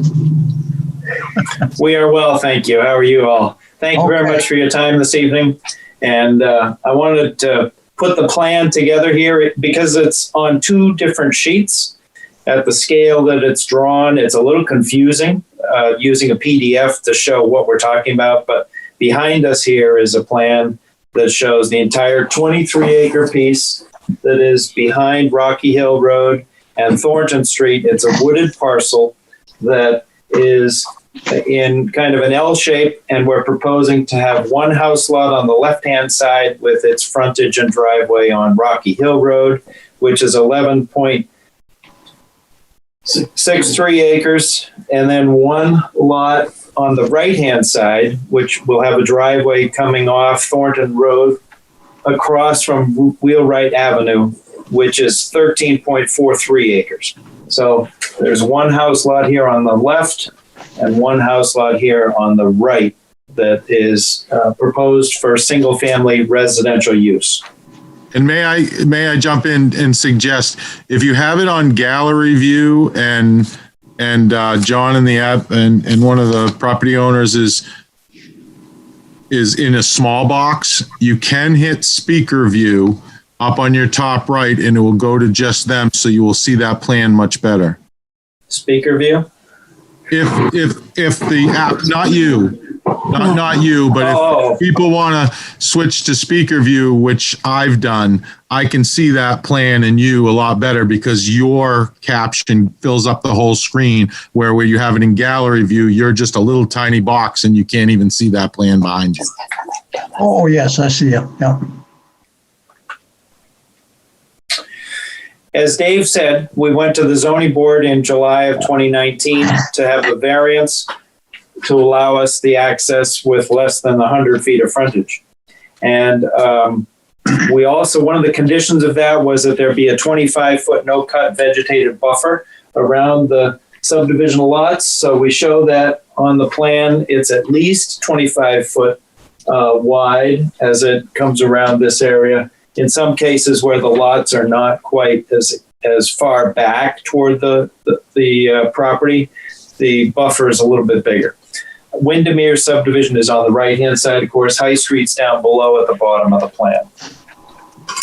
Now, because each of these, with respect to that waiver that we talked about just a minute ago for the septic system stuff, because each one of these house locations is 20 feet or 30 feet below the existing sewer pipe in the town roads, we're requesting waiver from site and subdivision regulations 9.21.1 and 9.21.3, which state that these two homes should be connected to municipal sewer, and talks about the test pits and the 4,000 square foot areas. This lot is 11.5 acres almost. This lot's 13.5 acres almost. There's plenty of space here to put a leach field in proximity to each of those houses. And we'd like the option to put in a well and septic systems there, which would meet the state regulations and would be over 300 feet from Waterworks Pond, the reservoir up here, and about 1,000 feet from the reservoir over on the rocky hillside. And we'll come back to that in just a minute. There is an existing town drainage pipe at the end of Wheelwright coming into this lot, and we'll provide an easement for that drainage pipe to the town, presumably as a condition of the approval. That was discussed in the TRC comments that we received just recently. The second part of the plan, you remember this is an L-shaped subdivision around the houses behind Thornton Road. So the second part of the plan is here where there's two existing houses.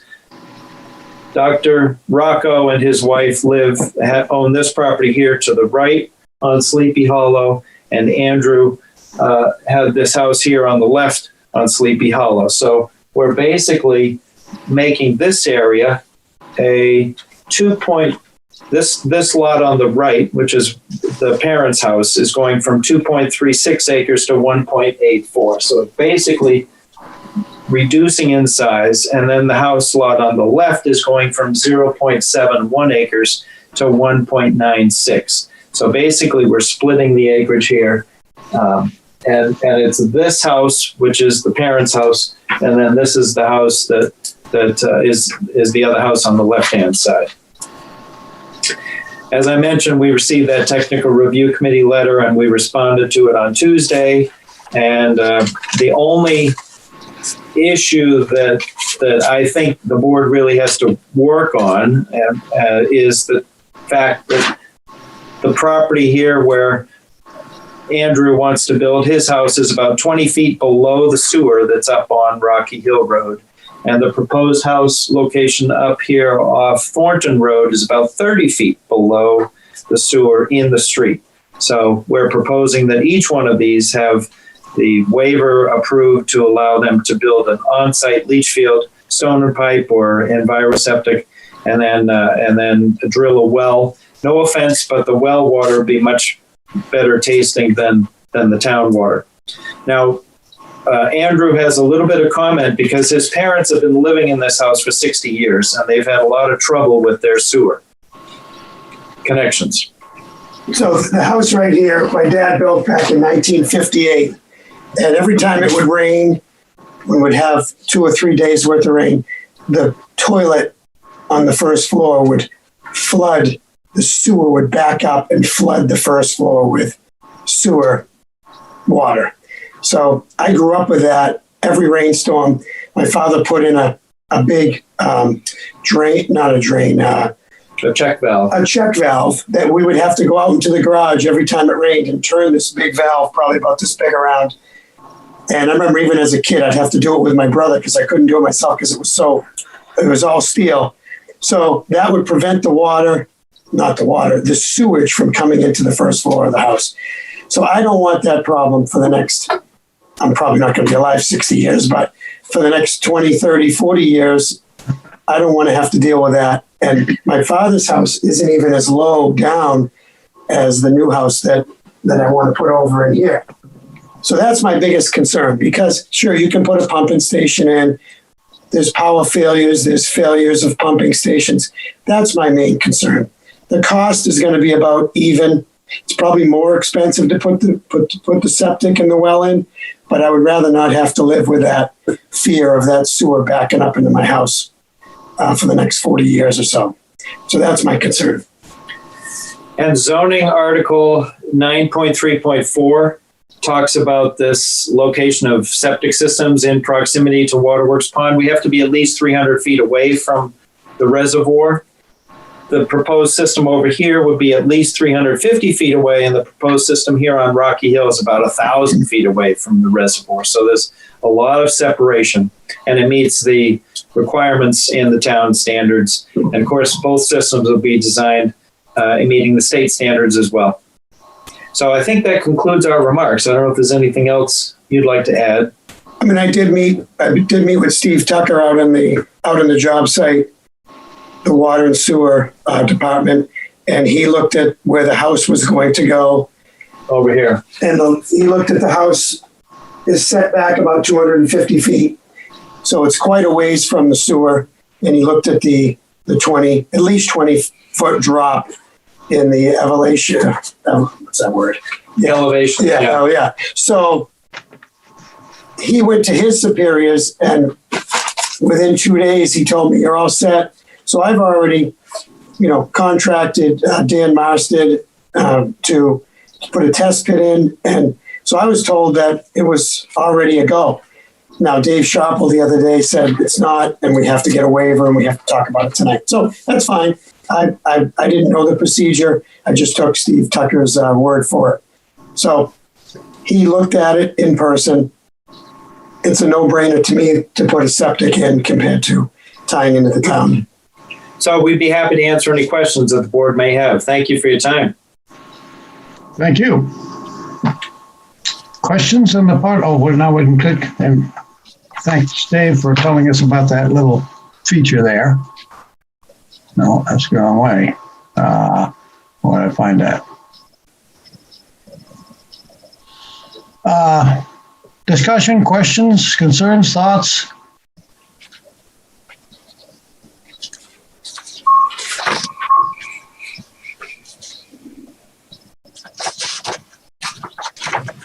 Jen Martell has her hand up. Jen? I guess so. I'd like to hear, from Dave Sharples, kind of you said you had more kind of feedback that you could provide us with regarding the sewer? Yeah, we felt that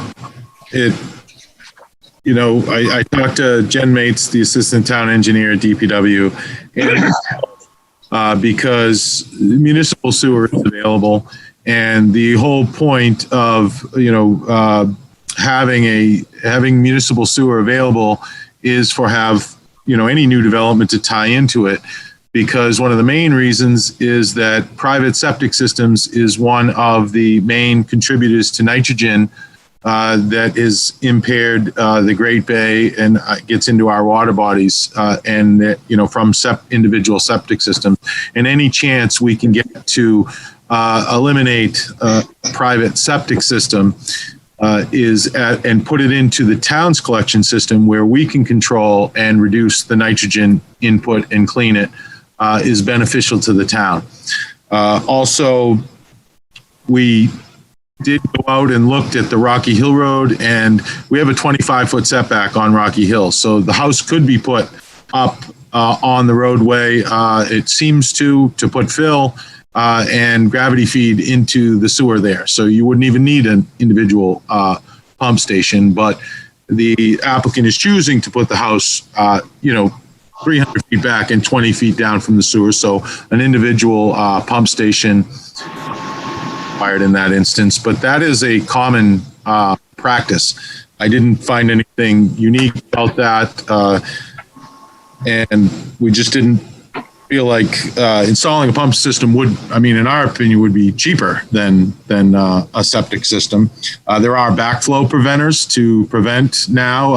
Back in, I don't know what he said, in the 50s or something like that. There's definitely, but design has come a long way. I think it should, very well could be designed. I can ask Jonathan Ring that question. Can you design so you wouldn't have that issue anymore? I hear of many new houses with individual pumping systems having that issue anymore. I feel like it met the criteria for a waiver. Sometimes, if we usually stay away from waivers unless we, like I've said in the past, unless we have strong feelings on them, and both of us did on this one.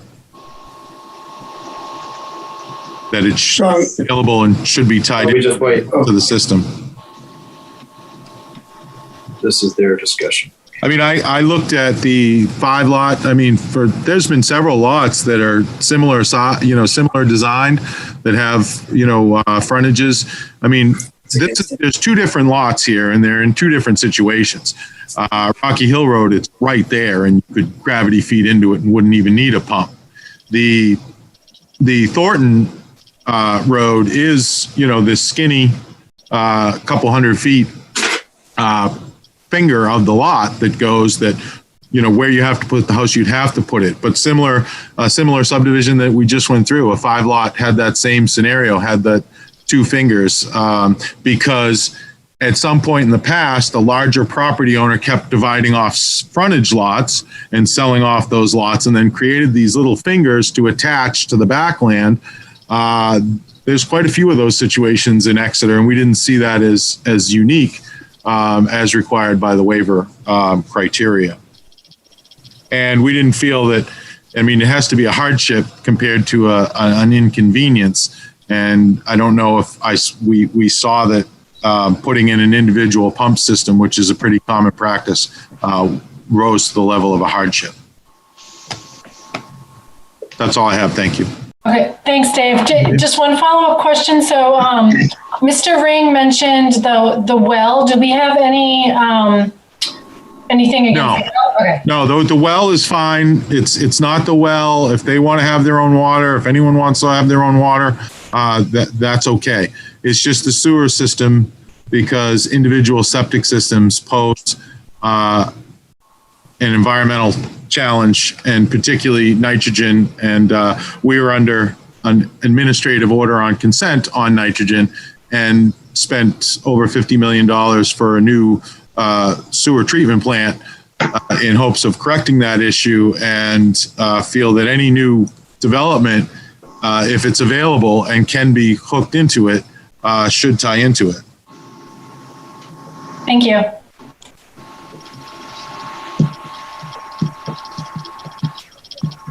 Aaron?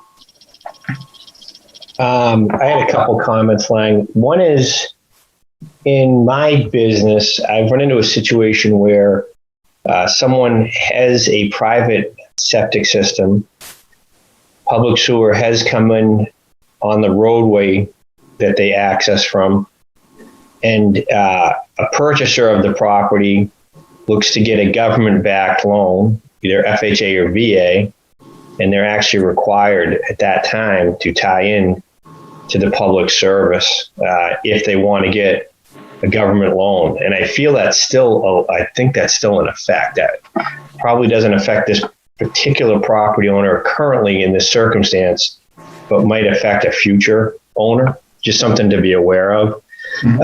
And I also was curious if private septic and well radiuses or services were discussed when the owner was in front of the ZBA. No, we did not discuss the sewerage at the zoning board of adjustment.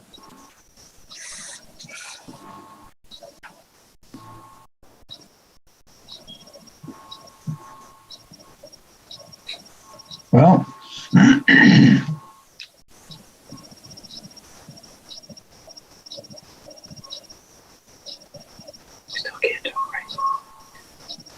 so has his hand up. Oh, go ahead, John. Yeah, I too would be against the leach field. I know it's the 300 feet, but we have a sewer line. The technology from 50 years ago, I don't think would be flooding the house of having the toilet back up if the system was designed properly. Pump or no pump, but if you had to have a pump, backup generator or some type of holding tank would solve the problem. And I just think that close to the town's water supply and within easy range of a sewer line, there's no reason to do anything but the sewer. Okay. Anybody else on the board? Are there any abutters or anybody in the audience in the public tonight? Dave? There are 4. If anyone's here to speak on that, you can either raise your hand, use the raise hand function. Again, if you're having trouble trying to speak, you're still on, so I'm sure they weren't there for the previous application now. They can raise the hand or start speaking. Okay, Liz Roberts has raised her hand. Okay. You can unmute. I see you're unmuted. Yeah, she's unmuted herself, so she can go ahead and speak. Go ahead. I just had a question. Basically, the subject for tonight was this subdivision of the 2 lots. So, and now we're talking about septic and wells. So what are we really trying to decide tonight? Is this the subdivision issue of the Senior Rocco's property, or I guess I'm a little confused as to what we're talking about. I can try to answer that. There's approximately a 23.8 acre parcel that they're dividing into 2 lots. And that is what the planning board is deciding on. However, we have regulations that require certain things. And one of the issues is that the applicant wants to go put private septic system where for the 2 house lots that they're creating, whereas our regulations require that they should tie into municipal sewer where available. It's the ultimate decision for the planning board is decide on the subdivision. However, the applicant is asking a waiver from the provision to provide to connect to the municipal sewer. So the board will have a waiver request under the subdivision application and then act on the. Is that clear? Yes, so now last year when we met, it was to actually subdivide the whole property into the 2 separate properties, one on the Sleepy Hollow side and one on the Rocky Hill side and one on the Thornton side. Originally, Mr. Rocco was going to build a house on the Thornton side coming in off of Wheelwright. Now, I understand that now he's building on the Rocky Hill side. So originally we have already subdivided the major parcel into 2 separate parcels. But now we're going to adjust that parcel closest to the hospital. Is that what this is all about? My understanding is they never got the subdivision approval from the planning board.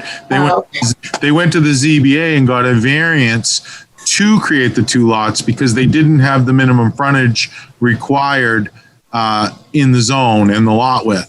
So they need to go to the ZBA first, but the ZBA doesn't grant subdivision approval. They just granted the variance, so then they could come to the planning board to get the subdivision approval. Okay, got it. Thank you. Yep. All set, Liz? Yes, thank you. Certainly.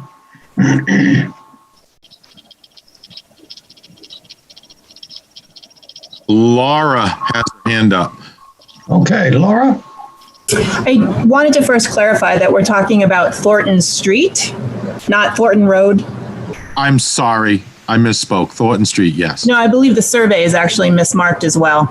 Yeah, that's probably where I got it from. So, good source, anyway. Yeah, so on Thornton Street. And it's being corrected as we speak.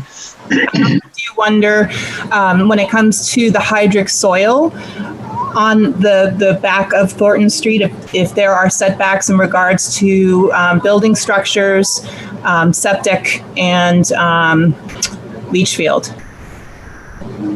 yes, there are. And those are, it shows the wetlands on the plans and shows those buffers and shows there's, you know, where the eligible building area would be. Yes, we did do the wetland delineation and the soil mapping, and so we show the 40-foot no cut, no disturb buffer around the wetland areas and the 75-foot structure setback from the wetland areas as well. Now, so that's all reflected on the plan. Is hydric soil different from wetlands?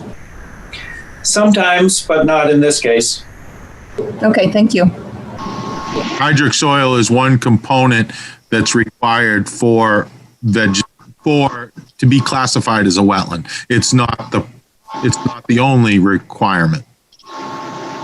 Okay, just the soil in the back of those properties is tremendously wet most of the season. Just wanted to comment on that. Aaron, did you have your real hand up? Yeah. Yes. Okay, real hand. Yeah, I did. I had both. Actually, I just wanted just a point of clarification. When members of the public speak, I think we're supposed to get their address. Yes. My address is 7 Crank Road in Hampton Falls. And who spoke first? Liz? Liz, could you give us an address, please? Hi, I'm at 3A Thornton Street. Thank you. And do we have Laura's last name? Oh. Pouliot.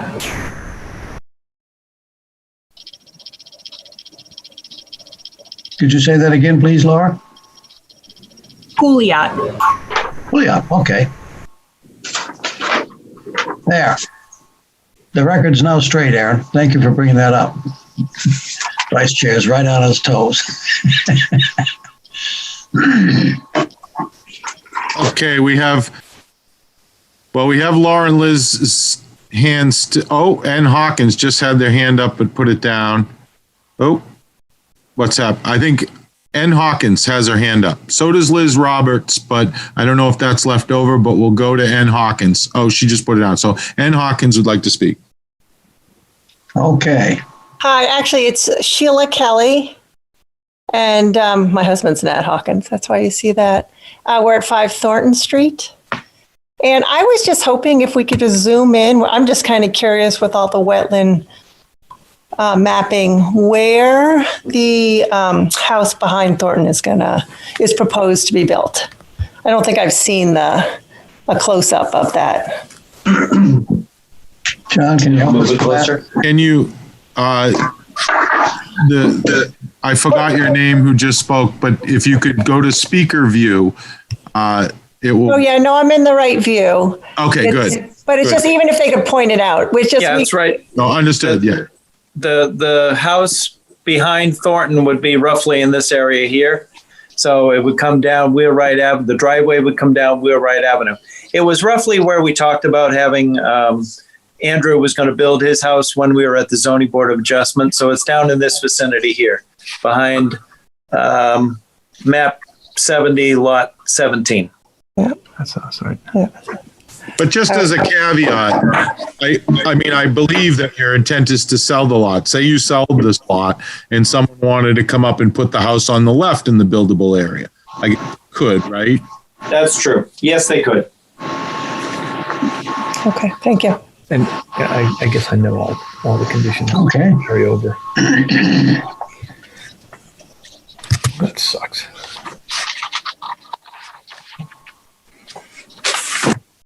Well, I guess what we got to do is deal with the waiver request.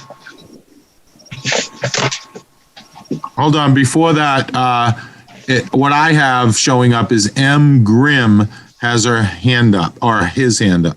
Okay. Their hand up. Name and address, please. It's her. It's Mary Grimm. Hi, Mary. I'm at 3 Thornton. And I'm just curious, what is the buildable land? I know we got plans at the last hearing, but I haven't seen anything other than tonight. And I'm just curious, what is possible buildable land if that's been determined? I believe John Ring could show us the building envelope of the Thornton lot, which would be outside the wetland buffers and the perimeter buffer that was proposed and shown on the plans. Sure. First of all, I'll show you where the Rocky Hill portion buildable is. There's a wetland down here at the back of the property, or the back of the front of the property. So from Rocky Hill back toward that wetland, we have something like 400 feet of land deep and about 250 feet wide. So it's about 1.5 acres of buildable land over in this vicinity. And then off Thornton, there's probably 5 or 10 acres that could be built out back here behind those existing houses. The wetlands are just down in finger ways toward the waterworks reservoir, but there's plenty of upland soils in here where a house could be placed. Thank you, John.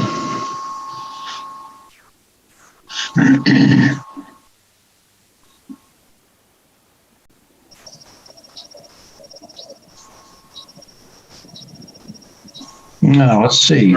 There are no more hands up from the public. Okay.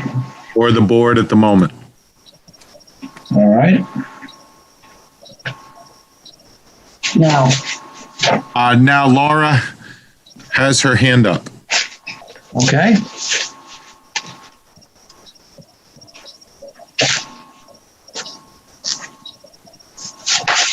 So I'm wondering if the intent would be for the driveway to be put in opposite of Wheelwright Road, and then also the tie-in to the septic along that access point? The driveway, yes, would come at the end of Wheelwright. It would go straight down toward the behind the houses there on Thornton Street. And if there is required to be sewer for this lot, we would prefer to have a septic system down back here with a drilled well. But if the sewer waiver is not granted, then yes, the sewer pipe, the force main pipe, would come up that same location where the driveway would be placed to drop into the sewer existing on Thornton Street. And that right-of-way area is, well, it's not really a right-of-way. That strip of land is 38 feet wide. There's plenty of space there to do what needs to happen.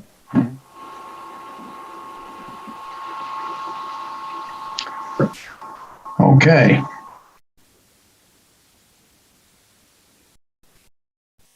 Are you all set, Laura? You still had your hand up? Nope. Okay. She's all set, apparently. Okay.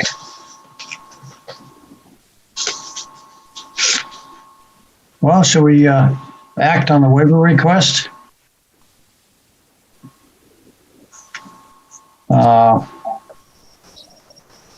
Dave, just a technical note, the waiver, in requesting this waiver, we also need to have the 5 questions answered. Am I correct in saying that?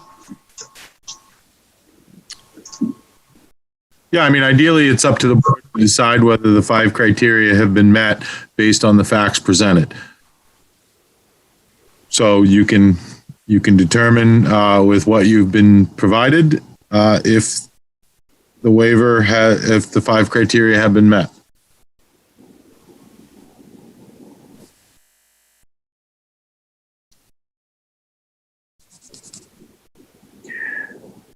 Again, from our perspective, we would love to have the right to do septic systems, primarily because of the elevation difference to get back up to the street. And again, these are very small houses. It's at most 600 gallons a day, and it may be less depending if they do 2 bedrooms or 3 bedrooms. So. And the one on the left, particularly Rocky Hill, is 1,000 feet from Waterworks Pond. Yeah.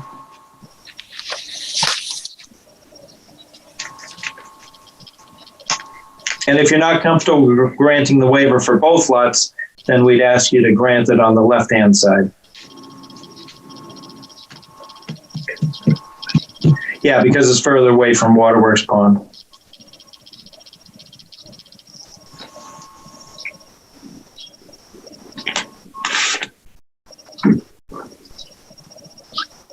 Well, we're used to the waiver being requested, answering the 5 questions about not being detrimental to public safety and unique of the property and physical surroundings. Granting the waiver contrary to the spirit of the intent of the regulations, and waiver will not in any manner vary the provisions of the zoning ordinance. But Pete Steckler has his hand up. Who, Pete, you said? Pete Steckler? Pete Steckler. Okay, Pete. Thank you, Mr. Chair. So I just had maybe a question for the property owner, and it's a little outside the purview of the planning board, but given maybe reading between the lines or not so much reading between the lines, some abutter concerns about development of this parcel behind a neighborhood, and some high value from a drinking water supply standpoint and potentially habitat standpoint. I've never been out here, but I guess I wonder if this developer, or landowner, given that he wants to put a house on the western side, if he'd be amenable to discussing with the neighborhood or with the town conservation commission or the town,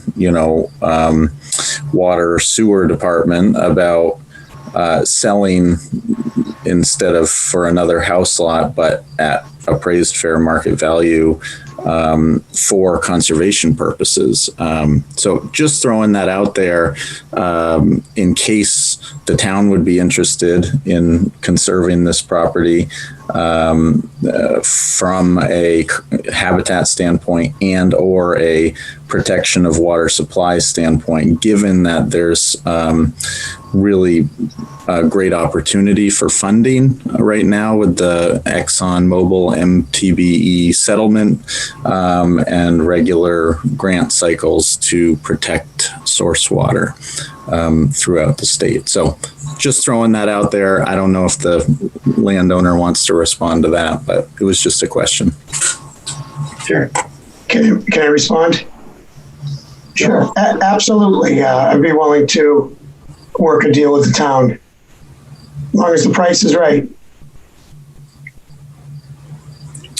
Okay. Well, thank you. Maybe that's information for the Conservation Commission or the neighbors to take some action on. Sure. I mean, at one point I was thinking if every neighbor on Thornton Street wanted to kick in $30,000, they would extend their backyard nicely. Straight back toward Waterworks Pond. So if you had, but I didn't pursue that with every single neighbor. But that's an option also. I'll chime in on that as well, but I just, Liz Roberts has her hand up, so I wanted to get her comments first. Okay. I just wanted to say, in light of that suggestion just a moment ago, I will say that this entire area behind my house and the Hawkins and Mary Grimm's, that all of that area is definitely an area where there are trails where people walk, kids go fishing back there. It's definitely, it's used by all of the neighbors as a place to just commune with nature and walk. And it's, if we could make that happen, it would be a wonderful thing. Right. I totally agree. And my dad's given everybody that opportunity for the last 60 years with, asking for nothing in return. And he's granted permission to people to walk on the land. And I've played on that land since I was a little kid.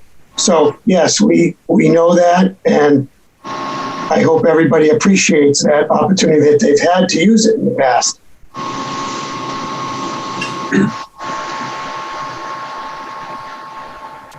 Right. And I'll chime in a little bit on that because we did have an internal discussion. I met with DPW, Kristen Murphy, the natural resource planner, because we were interested in exactly what Pete was saying, explore that. Met with the applicant, discussed that. We felt the price that that they put out there wasn't something that we were going to be able to move forward on. They threw out $350,000 for a single family lot in Exeter. Granted, it's a big lot, but we weren't able to, and we said that we'd be willing to maybe engage in leaving their development rights for the single family lot and possibly purchasing some land along that borders along the Exeter reservoir. But we collectively decided to, the applicant wanted to move ahead with this subdivision, and then we can continue those discussions at a later time. Yeah.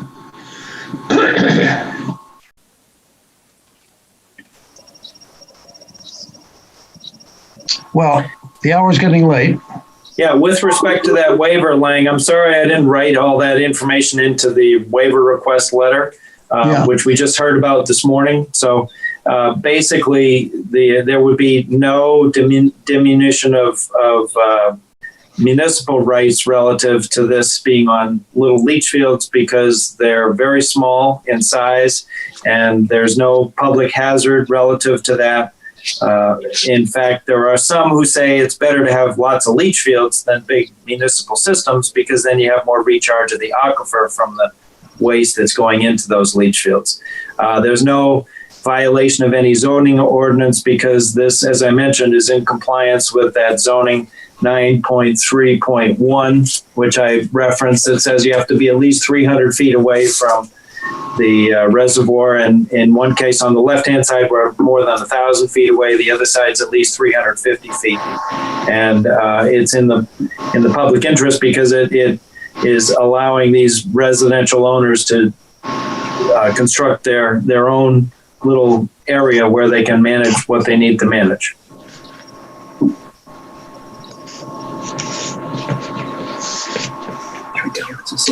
Okay. That's the septic tank. So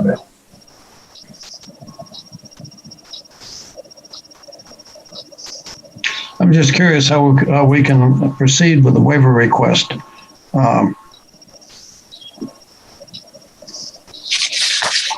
Just have a discussion. Someone can make a motion and you can have discussion, or you can have discussion and then make a motion, however you'd like. Yeah.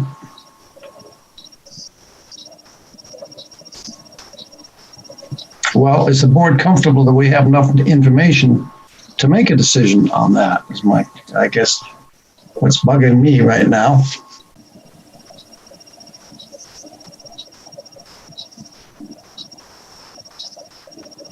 If the board's having trouble with this, then we'd ask for the waiver on the septic for the left-hand lot because it's more than 1,000 feet away, and leave the right-hand lot, which is the one that's going to be for sale, that it has to stay on municipal sewer. Because we would like to get an approval this evening rather than come back in 2 or 4 weeks. We can split the difference. Jen Martell and Gwen English have their hand up. Okay, Gwen, let's hear from you first, please.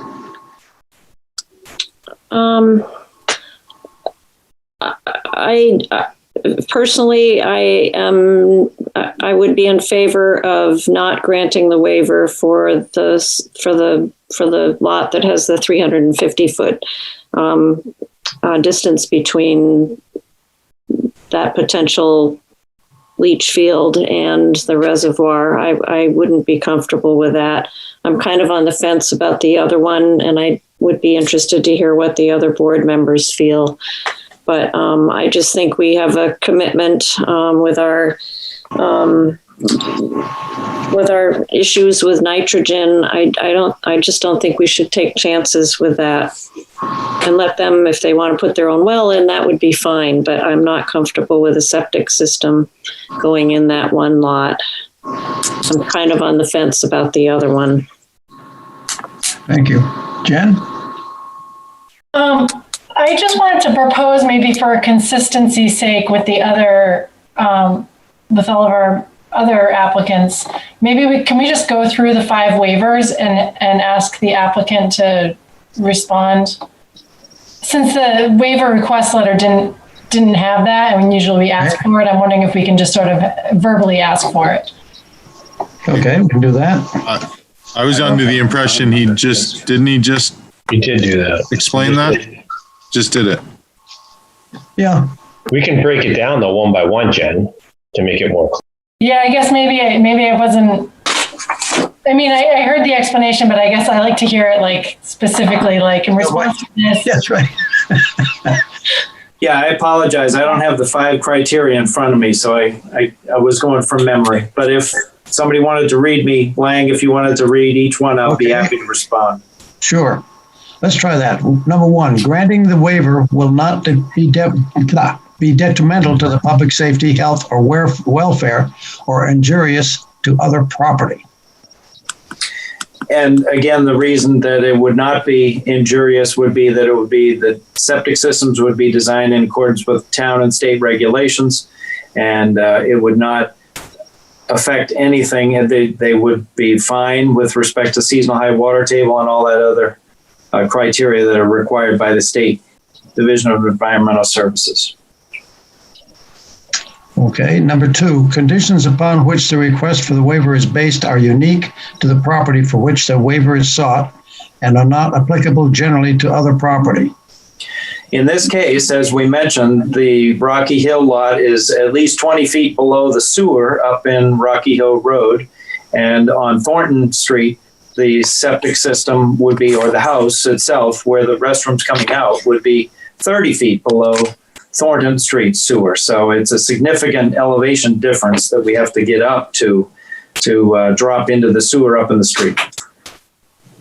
That's unique to this property. Okay. Number 3, because of a particular physical surroundings, shape, or topographical conditions of the specific property involved, a particular hardship to the owner would result as distinguished from a mere inconvenience if the strict letter of these regulations are carried out. And again, that relates to the 20-foot and the 30-foot elevation drop down into these house lot locations. And number 4, the granting of a waiver will not be contrary to the spirit and intent of the regulations. It will not be contrary to the spirit because it is allowed by the regulations and by the ordinance that these could be on septic with respect to the granting of the waiver. And it will not be injurious to the public because they'll be in accordance with the state regulations relative to seasonal high water table and all the other criteria. And 5, the waiver will not in any manner vary the provision of the zoning ordinance or master plan. Yes, again, it's in compliance with the zoning board of, the zoning article 9.3.1, which requires we be at least 300 feet from the Exeter Reservoir water supply. And we exceed that. We're 1,000 feet on Rocky Hill, and we're 350 feet on the right-hand side. And again, if the board is uncomfortable granting them both, then we would like it on the left-hand side at Rocky Hill, and whoever buys the house lot on the right would have to tie into municipal sewer. Isn't there just you keep saying 1,000 feet from the Exeter water supply? I get that, but for where you're proposing the house is within a couple hundred feet of a prime wetland. So, Well, I think the prime wetland is over here on the hospital property. That's something. We got it on our maps as 483 feet away from the edge of Rocky Hill Road pavement. So if you're saying the house is 300 feet from Rocky Hill pavement, then that would mean that the house is 183 feet away from the prime wetland. No, I think the house is going to be 200 feet or 250 feet from Rocky Hill. It's going to be down in this vicinity right here. So then you just do the math, it's 480, so it's 223 feet away from the prime wetland. Could be, I'm not, yeah, okay. Yeah, thereabouts, okay. I mean, there's more water resources out there than just the Exeter Reservoir, Yeah, yeah. is my point. It's okay. Are those on the plan set? They're not. No, it's a condition of approval to put them on. It was a comment and they were not put on there. And the condition of approval is to put them on there in associated buffer. Okay. Did you already say that? I'm sorry. I did not, because we hadn't gotten to the suggestion. Okay. Thank you, Dave. So welcome. All right. Would somebody like to make a motion regarding this waiver? I have a question, Larry. Yes, question? Robin Tyner has her hand up. Sorry. Okay, Robin? Wow, but Thank you. I wanted to ask how other board members feel, and I feel very much as Gwen does. I'm a little nervous about this one, especially the 350 feet, but Dave just pointed out, 1,000 feet doesn't account for the wetlands that, it's all linked, and this is you can't take it back. This is with respect to the reservoir. And we do have a lot of issues with our water. So this one makes me a little nervous because not just the septic, but anything anybody uses within a yard or within a private property and all of that adjacent to a wetland. I know we have rules, but I don't know how much we really enforce them. So. Thank you. Aaron, are you scratching your face? You're waving. Speak. Yes. I'm wondering, Gwen, you've been on this board for a couple years, maybe? Have you ever encountered this waiver request? No. Mm-mm. No, I don't. I can see, Gwen, you don't know? Mm-mm. I don't recall ever dealing with something like this. There was one that you dealt with, was Palmer and Sicard. It was a much different set of facts, though, because they were a couple $100,000 away, to put it simple. They're in the middle of Holland Way, and it wasn't really available. It was either Portsmouth Ave or High Street, and they were, several thousand feet away. So it wasn't available, but the Holland required it. So it was similar, and you granted that because it was unavailable. You're right. I know there was even remotely. There are situations, Dave, aren't there situations where when you do a subdivision and public utilities are within a certain range that towns actually require you to go and grab them to the benefit of other property owners as well? Yeah, there has been. I mean, we don't have those, but there is, I've been in towns where they know that they like, okay, 5 units, you within 200 feet and you got to hook in, or 500 feet or 10 or more units a mile or something like that. So, but we don't have that. We just say it's either, you hook into it if it's available, as the board requires. So giving you flexibility in an instance like that, if it's a half mile away and it's a pretty large scale development, that you can say, reasonably say that you should tie in or recommend that. Lang, I'd like to ask a question of John in that regard. Mr. Ring, do you have any idea of the potential cost difference? I guess especially the lot on the left that you refer to, as if they did tied into sewer versus. Has he given you an approximate price for the 20 grand? The septic would be about 10,000, and the well's probably about 7, 8 or 5. Okay. Yeah. So something like 15 to 20 grand for a well and a leach field on the left-hand lot, the Rocky Hill lot, compared to maybe 3 grand to tie in a sewer pipe plus 30, 40, 50 years of water and sewer bills. So if you amortize that over a long period of time, the monthly billing is significant. Thank you. But the monthly billing, but we don't have to worry about a leach field near our reservoir. Yep. Gwen English and Robin Tyner both have their hand up. I don't know if there's any leftovers there, but. Gwen, are you up again? Yeah, they can avoid paying for town water if they're on their own well. So they're not committed. It's not all or nothing. They can do a septic. Right. Yeah. They can tie into the septic and not and have their own wells. So, yeah.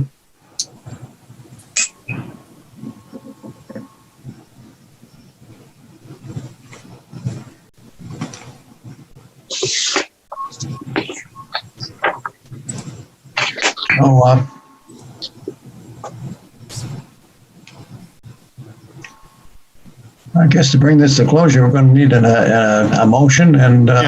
Pete Steckler. Pete Steckler has his hand up. Maybe he's looking to. Got a solution for us? Well, we've bounced this around a bit, and in response to criteria 2, that this is a unique situation. Dave already pointed out that this isn't a unique. The configuration of this property is not unique, that there are other examples of this.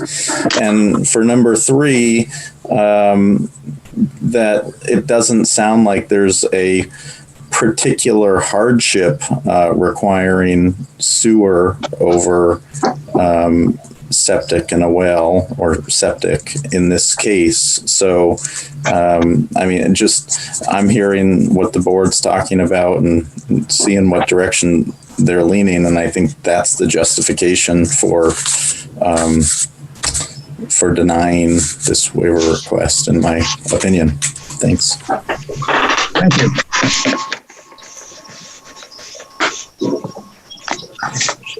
How about a motion.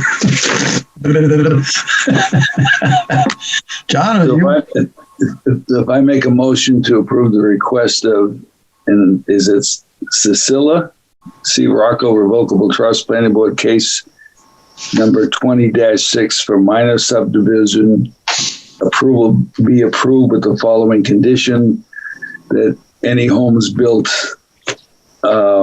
within the subdivision are required to be on town sewer. And if I don't mention the well, then I guess they can have a well, right? Yeah. Just do it at that. Well, I think that they've asked for a waiver request, and certainly you can put a condition, and I've already proposed a condition to that effect, depending on and then it was all obviously dependent on the outcome of the waiver. I could have removed it. But I think you should act on the waiver request separately, and then. Okay. I don't have a waiver request, I guess. Yes, you could use another waiver motion, maybe from the previous one. Yeah. And just say, instead of, replacing whatever section it is to section 9, 9.21.1. So if you can look at Dave's memo from the previous case, after reviewing that, you should know this already, John, after reviewing the criteria. I know. It's just raw, but the way I did was for a waiver. It's the 49th piece of paper. That's all right. Someone else want to try this? I already have talked to people about it because it's so far. You got to put that pumping station in. Pumping station's like 7, 8. So after reviewing the criteria for granting waivers, I moved at the request of Cecilia C. Rocco Revocable Trust, Planning Board case number 20-6, for a waiver from section, is it the same section? No. Section 9.21.3. Okay, whatever you said. Great. Let me just make sure that's the case. Let me. Why don't you finish? No, it's 9.21.1. They had it wrong in their waiver request letter. All right, why don't you finish, since you've done so well with the number, finish wording it for me. Are you asking me? Yes. Do you want? Yes. Are you proposing to deny? Deny the waiver, yes. Okay, then. Unless we separate into two waivers. The well issue doesn't bother me. The leach field. No, the well issue is not an issue. Okay, then just the leach fields and for both correct. lots. This municipal sewer. Yes. Then you could say, after reviewing the criteria for granting waivers, I move that the request of, the Scylla C. Rocco Revocable Trust, Planning Board case number 20-6. For a waiver from section 9.21.1.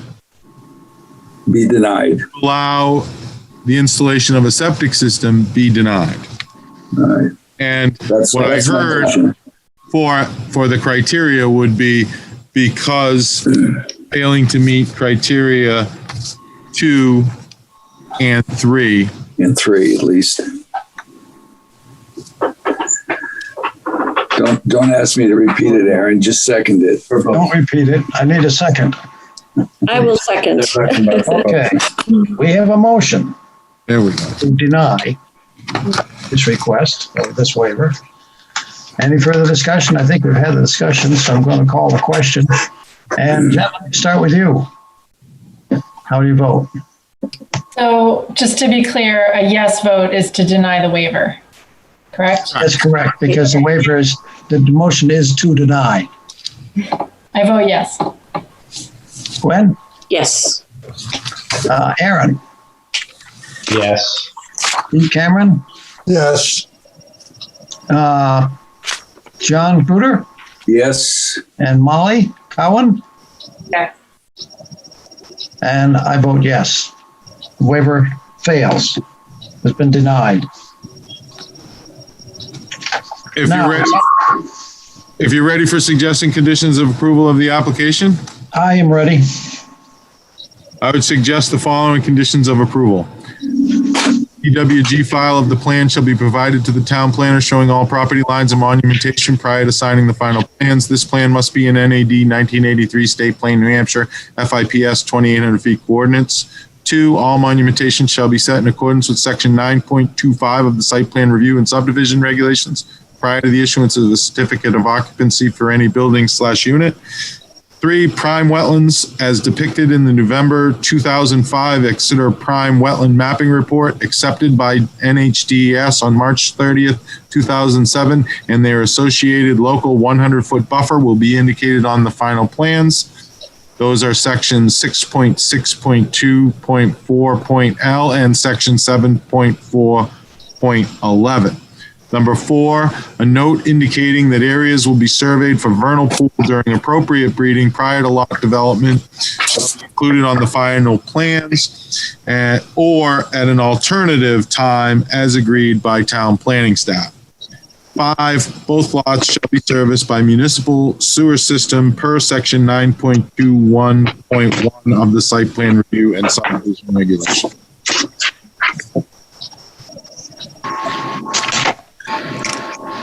So I'm looking for a motion, please. Mr. Chair, can I just ask? Certainly. Dave, in the planning notes, you've addressed a couple of things that were in the natural resource planner comments. Are you comfortable that you've addressed everything that was of concern to Kristen? Yes, I actually got those two, 3 and 4 conditions of approval from Kristen today. I had that conversation with her. She felt that all the other responses were satisfactory. Okay, great. Thank you. Well, thanks for checking.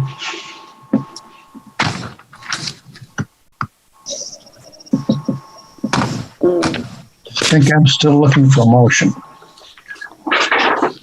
I move that the request of Cecilia C. Rocco Revocable Trust Planning Board case number 20.6 for minor subdivision approval be approved with the conditions outlined by the town planner.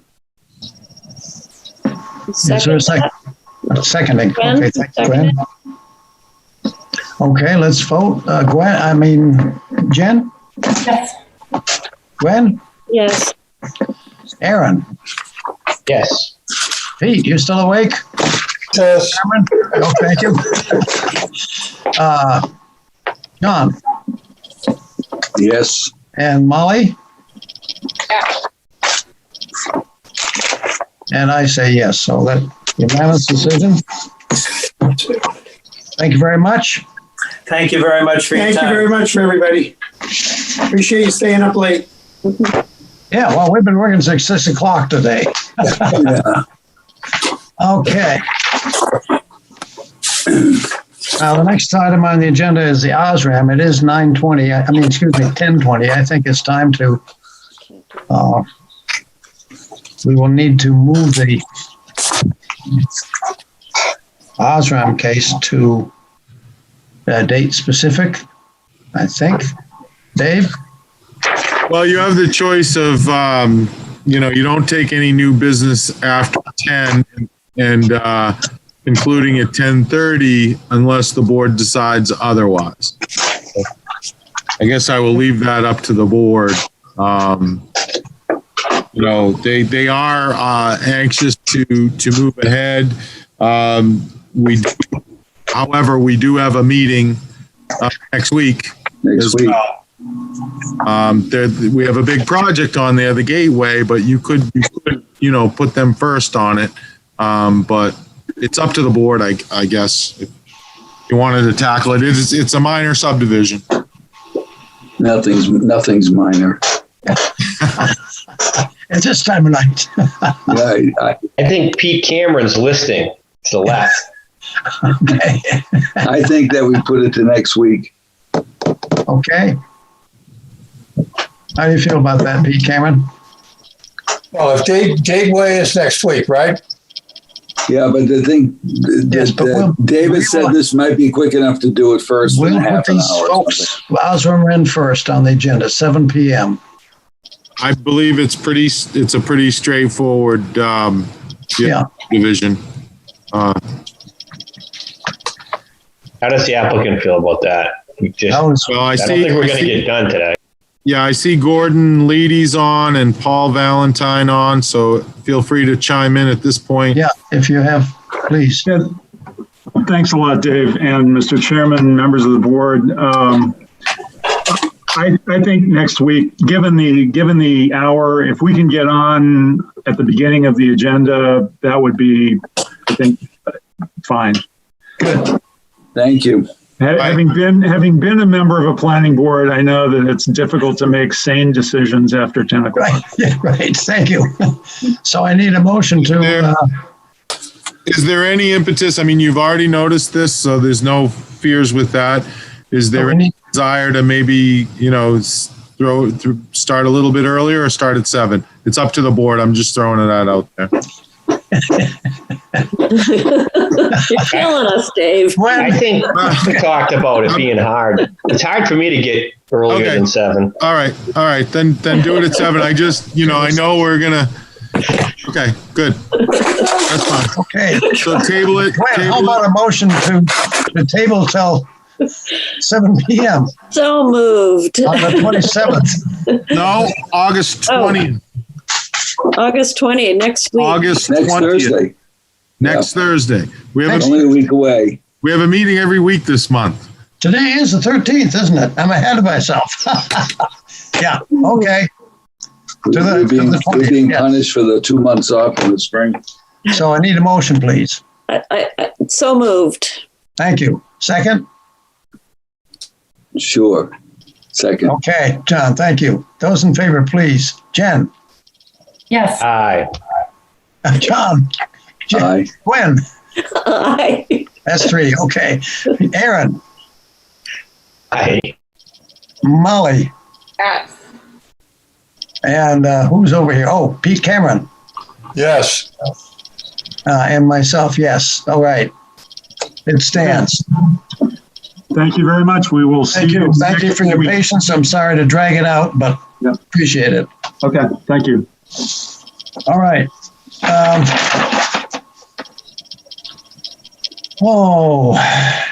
The Scott Carlisle case number 17-26, Dave, they want an extension of conditional approval? Yeah. I mean, I don't think they have any issue if you want to move that, or you could act on it. Well, let's move it to next time. Okay, it doesn't need to be tabled or continued. We'll just put it on the next agenda. Just ran out of steam. Yep. Got it. Thank you.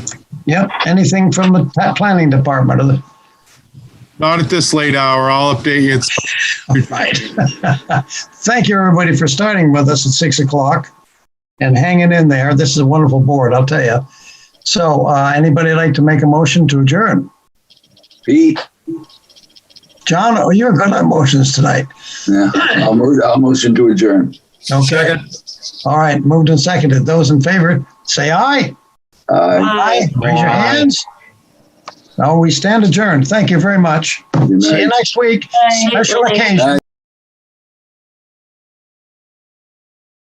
State website, sos.nh.gov,